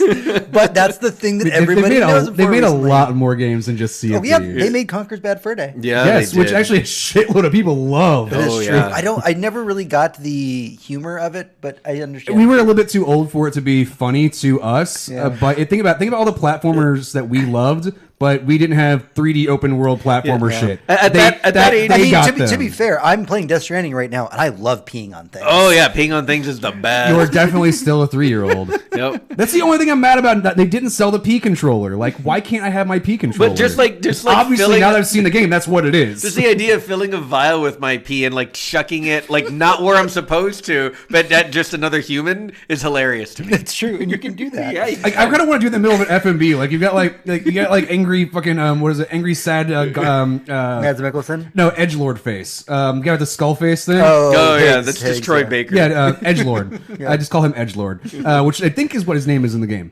And just like while you're in the middle of cutscene, you're just chunking fucking pee like bottles at him. You're like, psst, psst, and he's like, "Would you please stop that?" It's like, I'm trying to be serious. You know I'm how trying hard to it be is to clean this mask? Please stop. Oh, it's in the eye bits now. It's in the eye bits. I just really wish like you had him be like, "Shut the fuck up, edgelord," and just walk away. Take your stupid fucking skull mask off. It's a pretty Norman Reedus reaction. Okay, let's see. What else was announced that is Microsoft related? Let's see here. Obsidian announced a game called Grounded. This looks very cute, very fun. So what they're doing is a sandbox survival game. And from what we understand, you're a bunch of kids and you got shrunk down. Yeah, and this you're one. like in your backyard, basically. Like Honey, I Shrunk the It Kids. looks. I got huge Honey I Shrunk the Kids 1 vibes from this. Nice. It Yeah. looked, and I love that. Is Rick Moranis involved? And it's kind of Yeah. like if Honey, so, I'm definitely sold. He's just in a hammock floating above you the whole time. Right. I so would be it's- cool with that. It's just Rick Moranis' butt right above me. it's like Honey, I Shrunk the Kids, but then you add like a building-esque element a la Fortnite or other building I mean, games. yeah, if you're shrunk down to the size of a fucking little Tic Tac, I'm guessing that's how big they are. Yeah. Yeah. And you're stuck in a backyard. I'm gonna fucking find some Legos that I dumbly left there before. I'm gonna build me a little ladder to try and go up that one step, and have to pick up that ladder and go up the next step. It's gonna be a whole thing. Yeah, and then Like, so it sounds like fun and very tedious. it does sound very tedious, but it's going to be like a 4-player co-op game, and it's going to be like a big horde mode. And it looks like it'll be So this is very- this is looks literally fun. the game Fortnite, but they got rid of the battle royale part. Yeah, Because that's what that was. That was you got to go around and build shit and survive with your friends in this fucking zombie wasteland. That is Or kinda how it play felt the to free me. version where you just kill your friends in the face in a giant lobby. God, I remember when Fortnite was actually supposed to be a real game and not just a battle And you know what? The royale. Yeah. real game looked Yeah. really cool. It The did. And I don't real think game, anyone the real game plays it. did look really cool, but nobody wanted to buy it because they're like, that looks really cool, but like I don't really give a fuck about doing that. Which Yeah. is why I'm worried about this one. I'm like, this is literally the part of Fortnite that nobody wanted. Yeah. So they just showed the new game from the team behind Life is Strange. I don't nod. It looks fascinating. So Mm-hmm. it's called Tell Me Why. And this, I don't know. This I looks just like immediately a think very- Backstreet Boys because of the title.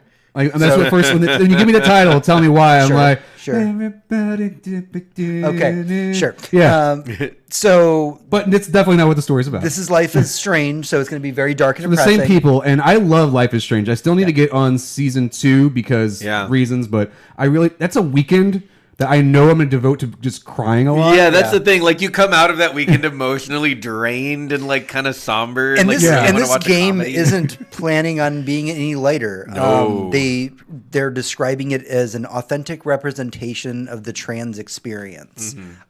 In the trailer, we did get to see a mother holding a shotgun who very much did not like the fact that their child did not believe that they belonged in the body they were in.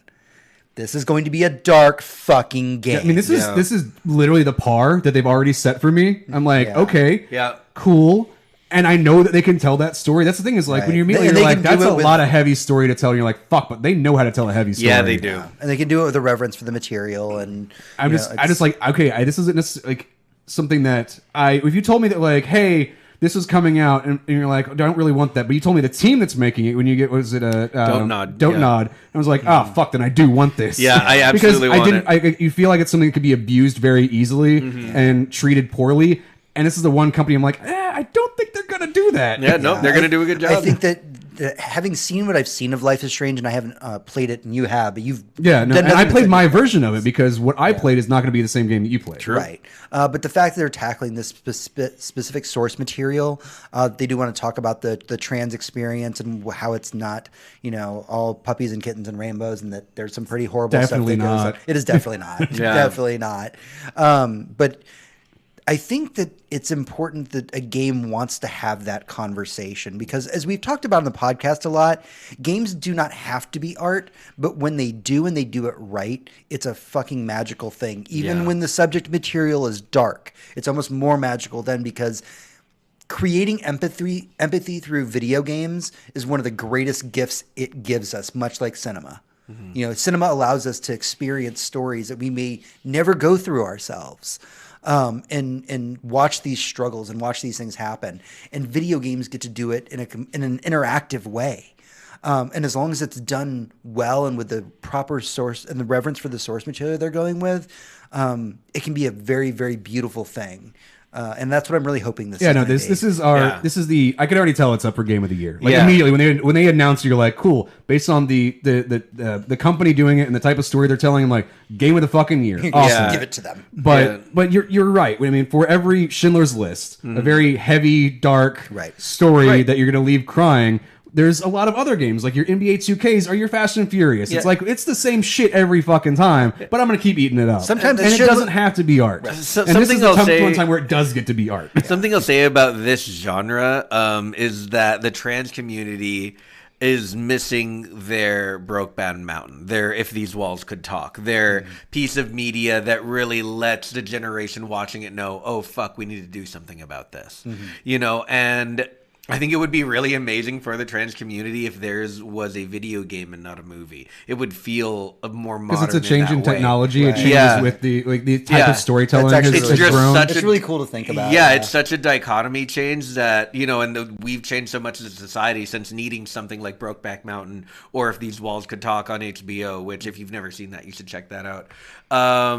If there's just happened to be like a really hard-hitting video game that people get into even though they don't play games, because you don't need to know how to play a video game to play these games, I think it could be really amazing. Yeah, that's really cool.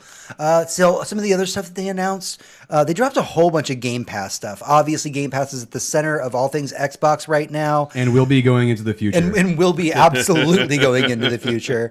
Let's talk about some of the craziness. Final Fantasy, like all of it. Not all of it. All right, 7, 8, 9, 10, 10, 2, 12, all the 13s, and 15. All the 13s. There's like 17 13s. There's a lot. 18 quadrillion 13s, and I heard only the last 5 are good. Yeah. So, but either way, basically, nearly all the fucking Final Fantasies that aren't already like contractually obligated to Nintendo are coming over here. One can say I'm finally everything going that is 3D and on is coming to the Xbox. Oh, what I just heard is I'm finally going to play Final Fantasy IX. First off, you're missing out. Yeah, no, I know. But I have to find it and then buy it and then played install 8 it. Because 8, I liked 8. I fucking you would be the fucker who likes 8. James, I like 8 more than 7. Man, you guys are both horrible people. 8's story is so bad. Because all the stories are fucking It's Final stellar. Fantasy. Every Final Fantasy story is fucking stupid. First off, 12 is amazing. 12 is amazing, 12 is and the storyline is convoluted as shit. Not quite as convoluted as 10, which is like the fuck. which is why they needed like 3 versions of 10 to actually try to I explain feel what like, the you know fuck what, was going 7 on. does have a somewhat clearer story, but the only reason I understand the story is because of the movies that accompany You know the story of 7 because it took them 18 games and 5 million movies to actually explain the fucking story So of what 7. we're saying exactly is right. here is that Final Fantasy stories aren't good until they make an insane number of sequels to explain why the first one was That's why worthwhile they to got begin ahead with. of it for 15. and- The movie for 15 came out before the game. Yes. And the fact that now we're getting a Final Fantasy VII remake that we're just going to cut all the extraneous bullshit and just make a cohesive story that you can play start to finish. And everybody went, wow, I wish we had gotten that from the beginning, Square. Thank you. So what I'm That would have saying been really is great like a billion games ago. Like just so what I'm saying is the world needs more Final Fantasy VIII movies. It needs a lot more because that game was bad and it should feel bad. But it's cool that all these things are going to be on Game Pass. I mean, 15's going to be on Game Pass now, Tony. yeah, So it means I can grab actually it. maybe finish it. Yeah, there you go. I mean, I'm still going to play that first part that I spent way too much time in and then got mad that I couldn't go And by back the way, to. Because it was so much fun. These Final Fantasy games, they're right around the corner. They're going to be dropping soon. Sweet. Yeah, Yeah, and so- so it's not going to be all at once, but they are going to like over like a period of a month or 2 or 3. We don't know the exact numbers. Release these in kind of batches Yeah. to people. Maybe not necessarily in chronological order. There is no And that's chronological fine. order, I guess. Really. Well, in the story there is none. So yeah, there's no. every story is individually unique unless it's an offshoot At of least that. it's As 10 we just or said, 13. It's like if you were gonna, you could call it like anthology anime. Like, I don't know. It really is. Also, stuff coming out for Game Pass. Streets of Rage 4. Excited, of Into course. it. Cool. Fucking always into Streets of Rage. My Friend Pedro. I Yes. can't wait to play Yeah, that. I'm I glad really, I'm getting it. really Yeah. can't wait to play My Friend Pedro. Yeah. Witcher 3. Hey. Nobody has an excuse at this point. No one has an excuse to not have played Witcher 3, James. I haven't finished Witcher 2. That's my excuse, bitch. That's a bad No, excuse. see, that was my entire reason. I can't play 3 until I play 1 and 2. That's dumb. Yeah, Stop that. I had that same opinion, and one was bad. One and was then bad. I think Hector got me too. That's the reason and why I en- didn't like Gears of War. 1 was bad. But 2 was good. 2 is good. Okay, so maybe I'll play 3 when it comes to Game Pass. I can just fucking... That's literally... I just installed like 4 games. It was like, cool, install. Cool, install. And like, I'll play them for a couple hours, and then I'll fucking... If I like them, I'll keep going. When and The I'll Witcher 3 uninstall it. gets there, just like load it up, play the first like hour, and be like, fuck. I can't believe what's going on. I've been wrong this whole time to like Destiny. I should have been playing 5,000 hours of The Witcher 3 like Hector has. Okay, so but they did drop. I don't see that happening. They did drop a couple titles like the day of when they did this announcement, which was the definitive edition of Age of Empires 2. Hell yeah. And Rage 2. Oh, Rage And- 2's and- on Game Pass? Yeah, and I was about to install it last night. The Oh. definitive. I was like, I'm going to install 4 games, not 5, because I know I'm going to want to play Rage. So I'm going to do these other ones first, and then that one. That's and fair. the whole like, I feel like the definitive edition of Age of Empires 2 is what every re-release of a game should be, because they re-released the game, they put all of the expansions into it, because they had like 3 quadrillion, that's an accurate number of expansions for that, and then they said on top of that, There's at least 7. here's a new expansion that's coming out just for the remaster. Yeah, which Like- is like there's new Age of Empires 2 content. Like that's crazy. What? And they just dropped it. It's like Diablo saying like, yo, here's remastered Diablo 2, also a new expansion for it. Yeah. What? Yeah. They literally just announced that. That was what they did at BlizzCon. Not Diablo 2. Yeah, that's all Diablo 4 is. I'm sorry. Like, I'm still mad about fucking Diablo 4. We can talk about Blizzard being a piece of shit later. Okay, Blizzard's a can, piece can of we shit. just talk about how good Microsoft is right now? Yeah, that's Microsoft's what we're being the doing. goodest boy. Yeah, Let's see. The Yakuza series is going to be coming out. Yep. that's a good get. That's a big, huge get. Between Shinmu and Yakuza, like, Yeah. there's a bunch of games that, like, I've just been putting off playing. And, like, Yeah. fuck, I got, like, hours and hours of game to play to do I have now. a feeling you might really like the Yakuza series. It's so epic and so small slice of life at the same time that it feels like a magic trick. It's a series that I've always wanted to jump into. I've just never found the time for it. Yeah, and it's hard. Definitely. Okay, I see on your notes that they have Yakuza 0. Start there. Right. And then there's a lot of back history of games. And it's very nice because it's a type of open world where everything is something. Because they take like a small block of actual like Shibuya well, and- yeah. And like everything is a thing. Every shop is a shop you can go into and do commerce with. It's all all a thing. Right. And it's not like the biggest open world map, but it's all very meaningful. That's cool. Interesting. And that's early in this next year. Yeah. Again, not all of these are like now, today. Right. It's over. This is over the next. This is even the next year. It's like kind of the next 6 months they're planning on having all this stuff out. So one of Tony's biggest complaints about picking up Kingdom Hearts 3 is that he really hadn't replayed the originals. Yeah, no, I haven't played 1 and 2 in quite a long time. Yep. And I wanted to play 1 and 2. And then I watched gameplay of 3 and went, I don't want to play that. Well, all of Kingdom Hearts is coming to Xbox. Yeah. Just all of it. That is also awesome. I mean, yeah, they already had we already talked about the Final Fantasy deal, so it means they have a bigger deal with Square. Oh, yeah. And I think this might mean some interesting things for the future of where the Square games are going with Microsoft. Because think about this, they just locked in a contract for multiple years of having their back catalog available to Microsoft. Which is nice. I would, and this is all hypothetical, but I would not be surprised if you didn't hear an announcement of Final Fantasy 14 coming to the Xbox. Yeah, that is actually something that Phil did. They did ask. One of the reporters did ask Phil about that. Yeah. They're like, so 14's missing, and they're like, we do want to have 14 on there. It's not ready yet. Like it's just not functioning. Right. And it didn't really say it in those words. I'm paraphrasing, but basically, the game's not ready. It will eventually. It's in their pipeline to add 14 to the Xbox. And it would basically give the shaft to Sony, because Sony's the only they console said that it's something has they're it. looking for down the line. Yeah. I think it's like the closest thing into his exact words, but basically, it's not ready. Because PC, and we'll get there. Right, because PC and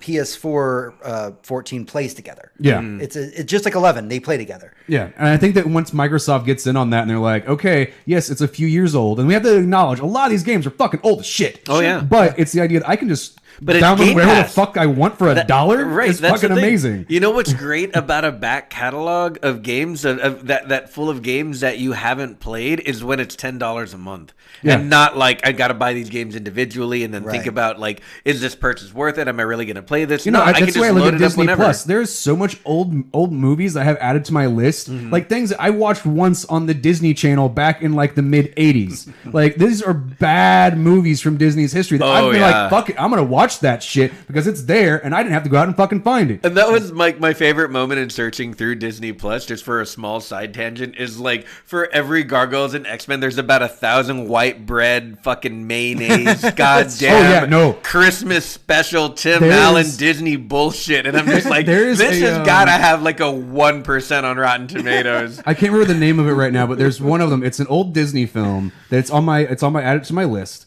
of it's from the 70s about a leprechaun and this dude stealing the leprechaun's gold, and it's incredibly bad. Just it did not age well. It comes off very just like if you racist? could Yeah, be it comes off a little bit That's the racist. thing. Like, leave it to Disney to be racist to like a non-existent to the Irish, creature. like it's just like they're being racist to just Ireland in general, and which you can't really say it's being like areaist. I don't know. Yeah. Basically, it's Ireland doesn't come off looking good in this. But I remember man. watching as a kid, and I add to my list because I'm like, fuck yes, I'm going to watch the shit out of that because it was so awful. I can't not watch that. But what you can watch is the fact that Halo Reach is going to be added to the Master Chief Collection for console and PC on December 3rd. Beautiful. Nice. All right, so it means since I already have it on console, I get my Halo Reach. I've still never played Halo Reach, and I can't wait to. Just put it on PC. By the way, for PC, you can go ahead and pre-install it right now. Nice. I went to get that's one thing. So I went to Game Pass. it comes out December 3rd. Yeah, in Game Pass. It's so in the Game Pass launcher thing, the Xbox beta thing, you can install it, but you still have to pay for it. Hector, gotcha. So that's the only deal. I will happily be on your team in Reach. Hell I yeah. will seriously, go like- through Reach with you. No, Like, we're I all love that buying game. this, and we're all playing Reach together. Like, Yeah, that's totally the thing. would play Reach I'm together. super down. Because you can like that's the squad. You got to squad up with that shit. And you're like Yeah. we're all gonna die. Reach is so much better with a squad. Like, Awesome. yes, it's fun by yourself, but like because it is a game that is about a squad, it just works so much better that way. Yeah, I'm really And looking remember, forward to the that. fact the Master Chief Collection. This is the first game that's being released for the PC version of the Master Chief Collection, and you're going to get all the Halo games with the Master Chief Collection on PC for only $40. Yeah, that's So pretty We cool. talked about that last Right, week. you pay That is- $40 that is- now. That is how many games? 6 games. Yeah. That you're paying $40 for. Right. I don't give a fuck that I'm paying $40 because I'm not getting the rest of the games, Right. because that's They're gonna have- $40 for some of the best games ever fucking created. true. And they're going to be super 4K HD fucking remastering this shit one at a time and being like, here you go. Yep. It's quite possibly it's the best thing to happen to PC gaming in ever. It's a really great. It's something that Since I've wanted. the PC. Since the fucking mouse. Since the mouse was invented. It goes mouse, Halo coming to PC. There was nothing in nothing in between. between. It's something I've definitely wanted Nobody to happen. cares about that Half-Life thing. To PC gaming since the Master Chief Collection came out. The second the Master Chief Collection was announced, I was like, if they put that on PC, they'll sell 1 million copies, They maybe will. 2 million. Absolutely. And The fact that they're only doing it for $40. and I have one thing about that is there's a lot of Xbox players who've already bought the Master Chief Yeah, I have the Master Chief Collection. Collection. so do So I. they're actually just giving me reach. But do you have it on PC? No, so I have to buy it again. See, that's my thing. You have to You buy it. You doubled it. I mean, again. honestly, though, so I bought Master Chief Collection the day it came out. Yeah, and And that rightly so. was four or 5 years ago. Yeah, it was a while At this ago. point, I'm okay with spending another $40 on something that I put a And good the fair- amount of time in. And to be fair, it's I mean, now it's on an upraised. upgrade Yeah, it's version. of it. 4K and all People that good spend- stuff. I need to pay for those man hours, and I get that. I'm a little upset that it's not just on the Xbox Game Pass, but I understand why. And Because they're going to sell a lot of me copies having of that never shit. bought the Master Chief Collection, I'm totally willing to throw $40 at it because it was $60 when it came out on Xbox One. Yeah, totally willing to support that.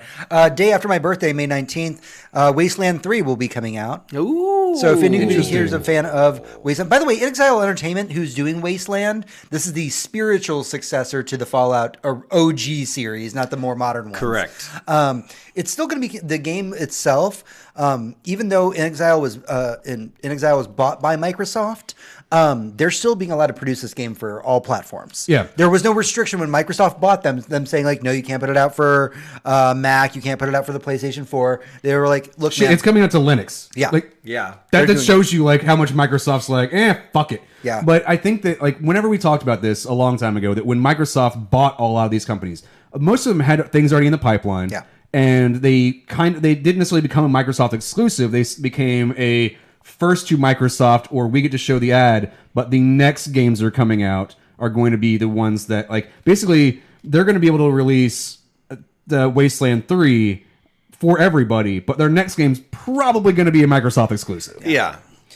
So I want to skip around a little bit. There's a whole bunch of like really interesting, just like indie looking titles that were going to be coming out, like West of Dead, which is a twin stick top down shooter, Starring Ron Perlman. Right. That Of course. he's Ghost Rider. Basically, he plays Ghost Rider. Yeah, I'm cool with that. Yeah. They showed off Bleeding Edge. which God, is that- Bleeding Edge looks fucking terrible. It looks horrible. Oh, it's a new Ninja Theory game. like- It's like This should not look that bad from Ninja Theory. That's the problem. it looks bad. Though Ninja Theory has great games in its catalog. Yeah. Games that look incredible first and foremost. Yeah. And Bleeding Edge looks like shit. Yeah. The CGI looks fine for the cutscenes that give all the personality to the characters, and that's all fine, and that looks like it's trying a little too hard, but it looks serviceable. But when I see any gameplay, it looks like absolute dog garbage. shit. It looks like Fortnite. Yeah. I'm kind of wondering, like, if because it is Ninja Theory and they were bought by Microsoft, if this is kind of the last remnants of what they had working prior to that, could be. and they're just like, we'll just get it the fuck out because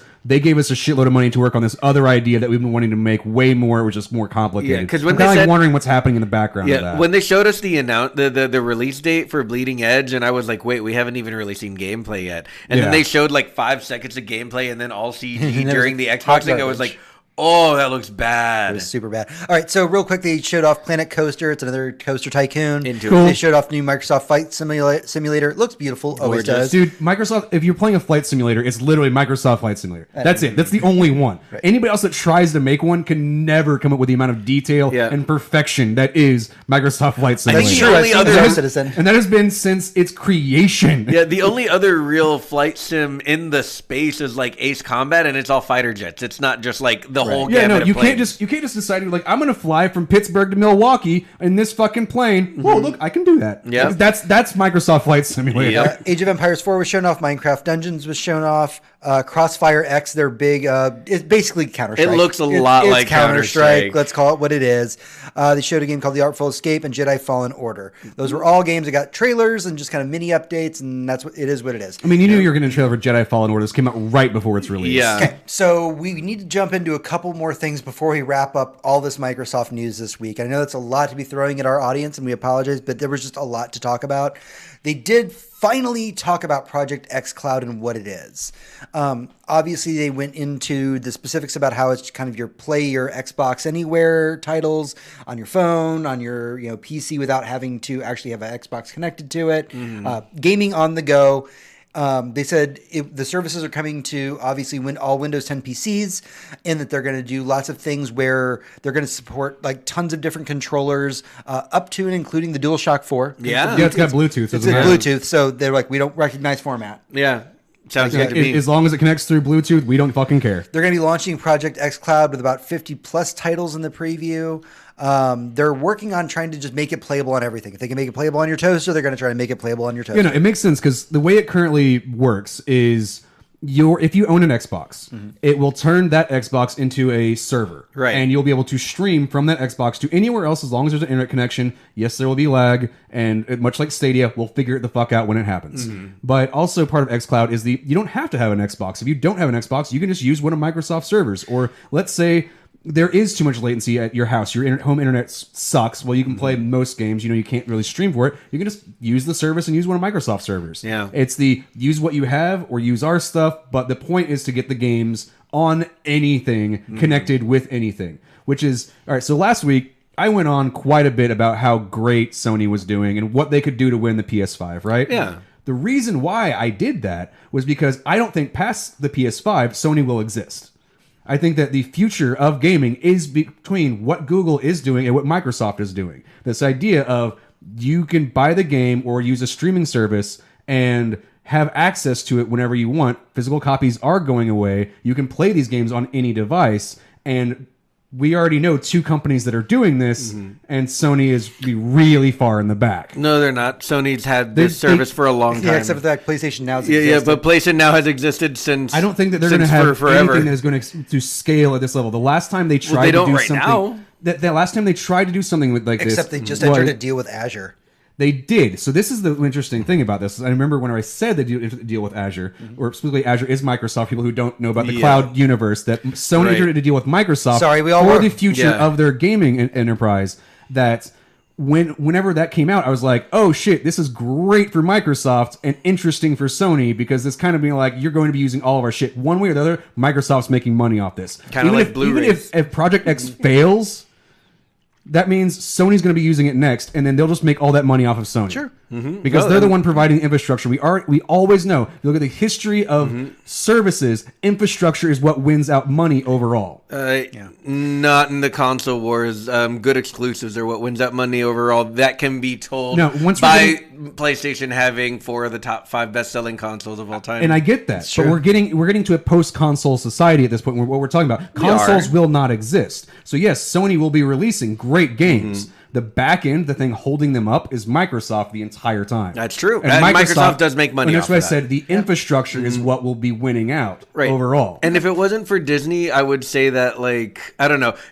Even in some universe where DC had more money than Marvel would still have all the talent to make the content that people want. That's kind of, at least as it is right now, that's where I see this fight. Yeah, no, I mean, the closest you can say to put that out in the comic book world would be okay, so Marvel's DC's releasing all these great comic books, but Marvel's the person printing them. Yeah. So they're making the money regardless. So cool, you just sold 1 million more copies. That's 1 million more copies you are paying us for. Hey, didn't that actually happen in reverse, though? Yeah, it did. 100% happened in reverse. It happened in reverse. In the actual history of comics, by the way. Yep.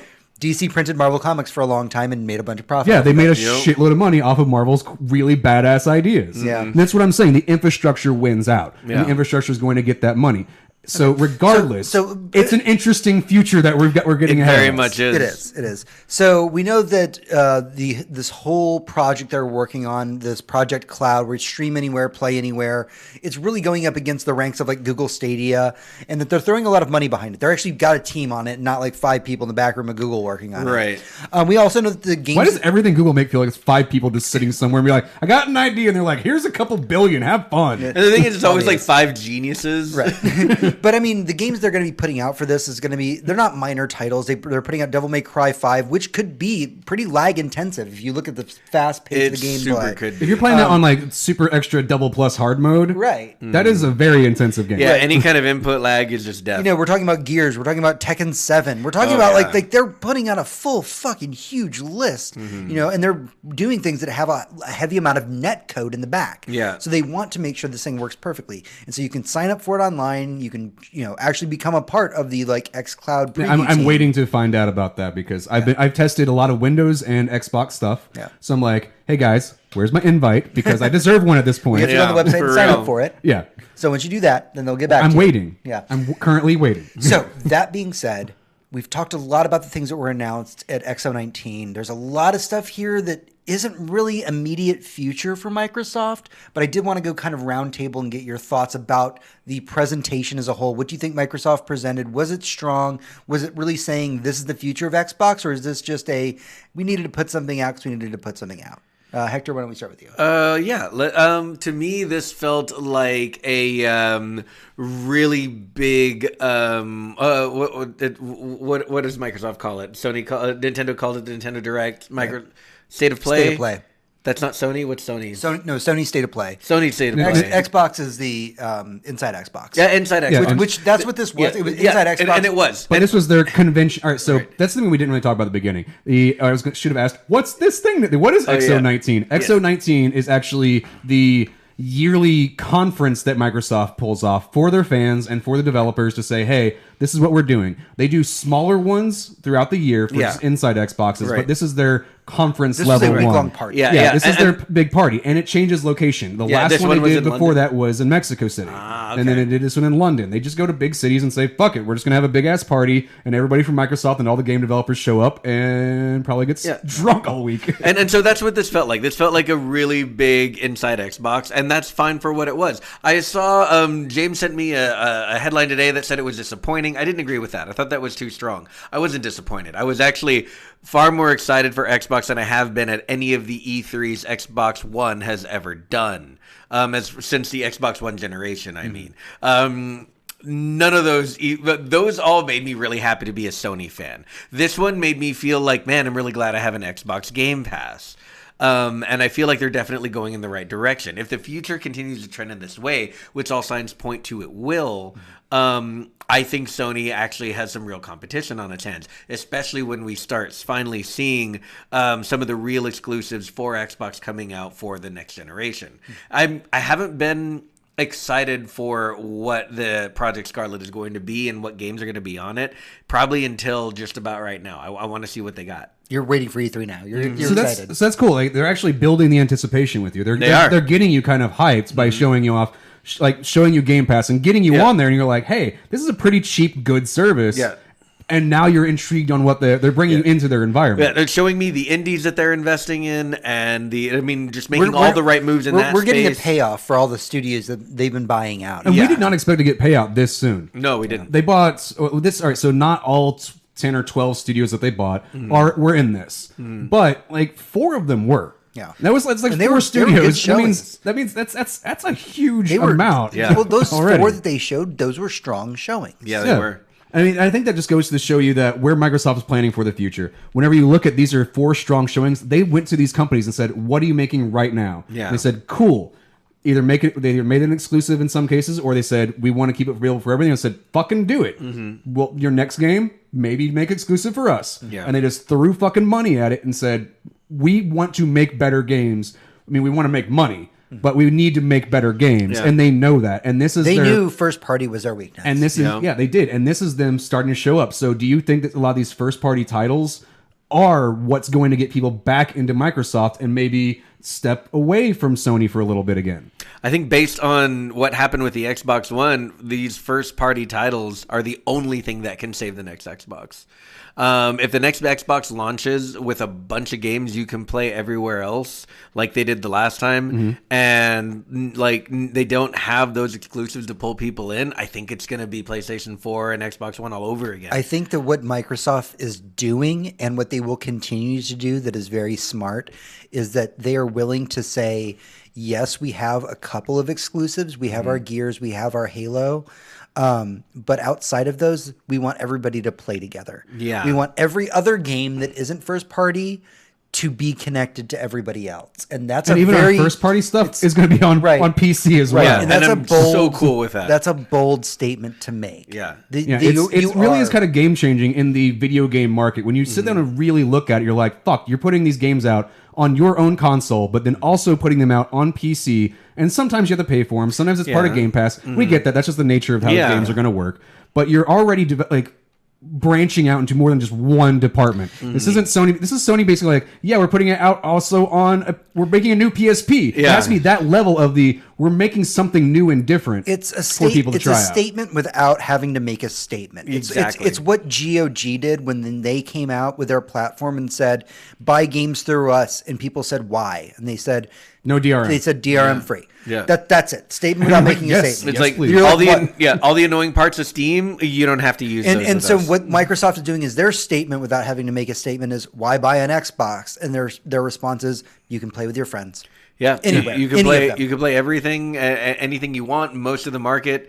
And I feel like Sony might be learning their lesson on this, finding out that Death Stranding is coming to PC here, actually not very far long from now. Yeah. Hopefully they'll get. I was expecting 5 years. I honestly. was too. I mean, hopefully they're getting the idea and really just going with the times. I mean, traditionally, I would say Japanese companies are much slower to adopt new ideas like this, and hopefully Sony's been keeping up. Sony pretty just recently. changed their board. Sony out. just changed their Changing board over out. the board, I think, was them saying hey, we know we're about to get our fucking dick kicked in. We have to make a change right now so we can have less dick kicking in. Yeah, we need to get ahead of this, not be the ones catching So up. we're running a bit long. Tony, Yours made more sense than What was your kind of final evaluation of the whole X019 experience? It was fun. Yeah. I mean, it was fun as an Xbox fanboy. As just a fanboy of just gaming in general, this was really cool. Getting to see these new ideas coming out, getting to show Microsoft showing these new products and how they're going to work for the future gives me an idea, for the near future, gives me an idea of what the further future is going to be. And speculating between Sony and Microsoft and Nintendo and Google and fucking Steam, all that. I love doing the idea of speculation, of figuring out what are people going to do next to try and get ahead of it. It's literally the thing that started this podcast. Yeah. It's and I think that this is just one more step in the right direction. I've been saying since Phil Spencer came over and took over Xbox that they're changing their direction and they're going in a new way that people aren't going to be expecting. That they're going to be trying to branch out, and as long as people give them enough time and enough just leeway, they're going to change the face of gaming.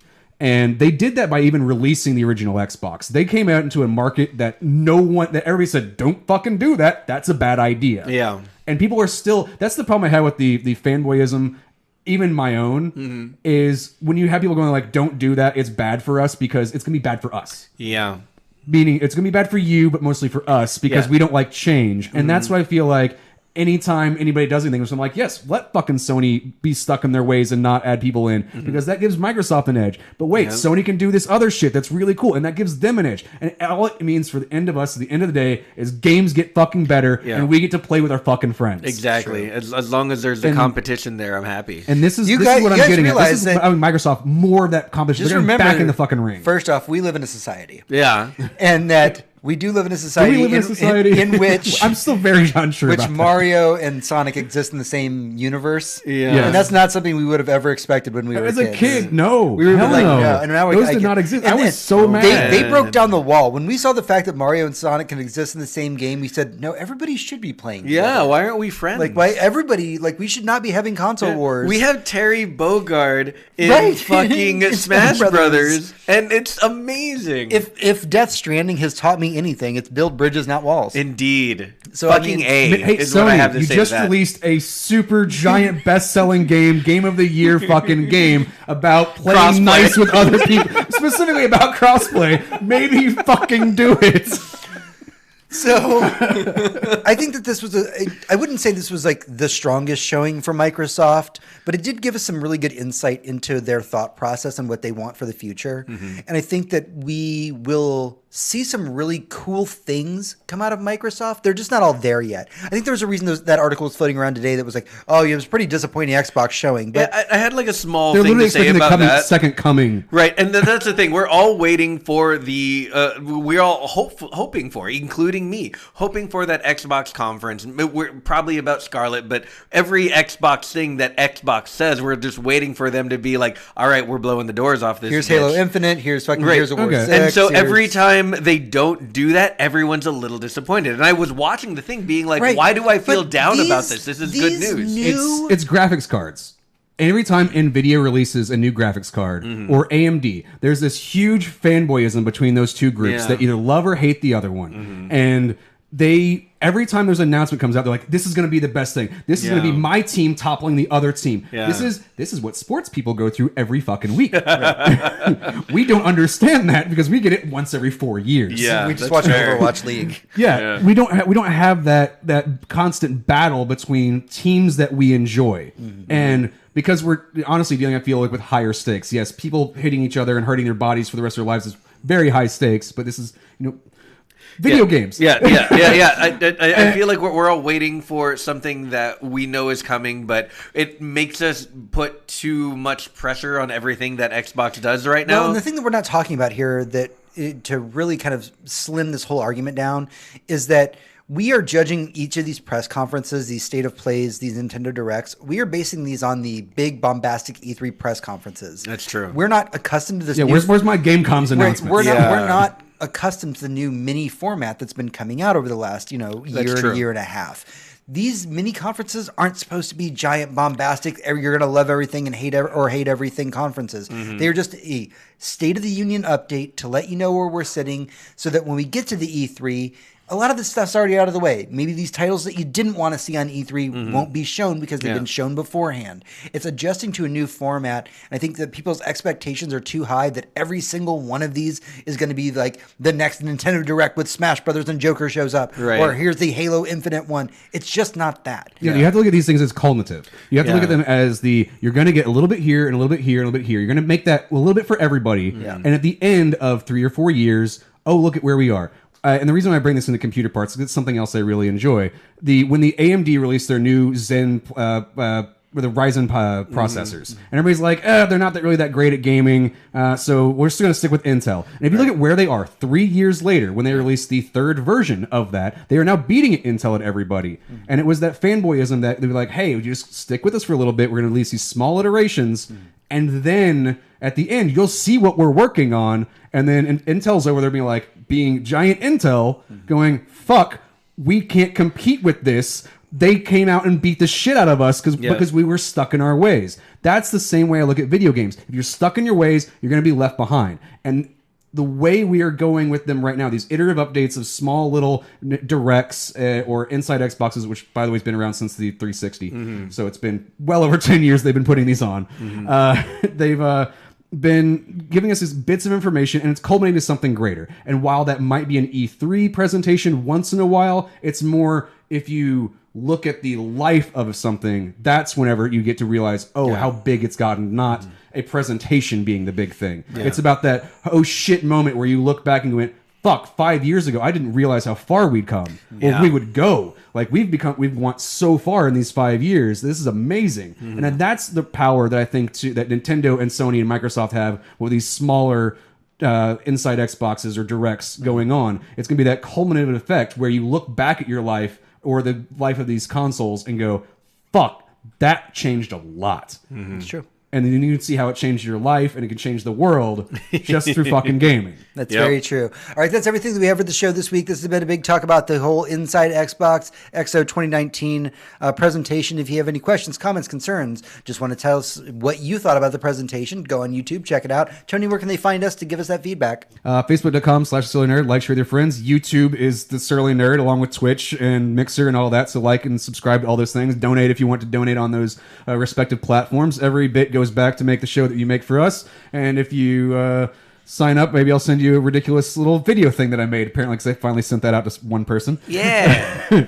It's awful. We're working on things in the background for just the show in general. We're still fixing up our set and stuff. We're just kind of at a middle point right now. Mm-hmm. So if you want to help us pay for that, to get past that middle point, please do. We've got Twitter's @TheSurlyNerd, info@TheSurlyNerd.com is our website, our email address, website Surly Nerd. Seriously, just give us a like, share with people. Like, it's the simplest thing. It's the free thing you can do, and it really helps us more than you know. Thumbs up on Spotify, whatever you want to do. Yeah, please do. So until next week, for Return to this James. For James, this is Tony. And I'm Hector. Adventurers, good night. And good game.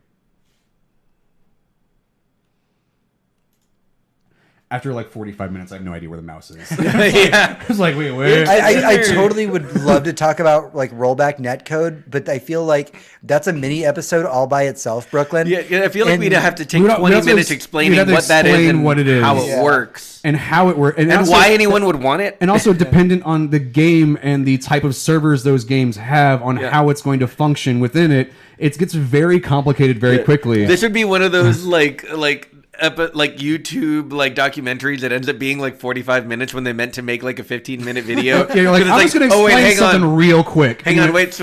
What's netcode? Oh fuck, that was 15 minutes. Okay, what does it mean to roll back netcode? What's a rollback? Fuck. All right. All right. So I'm going to sign this out because I'm hot and sweaty and want another drink. Thank you, Internet.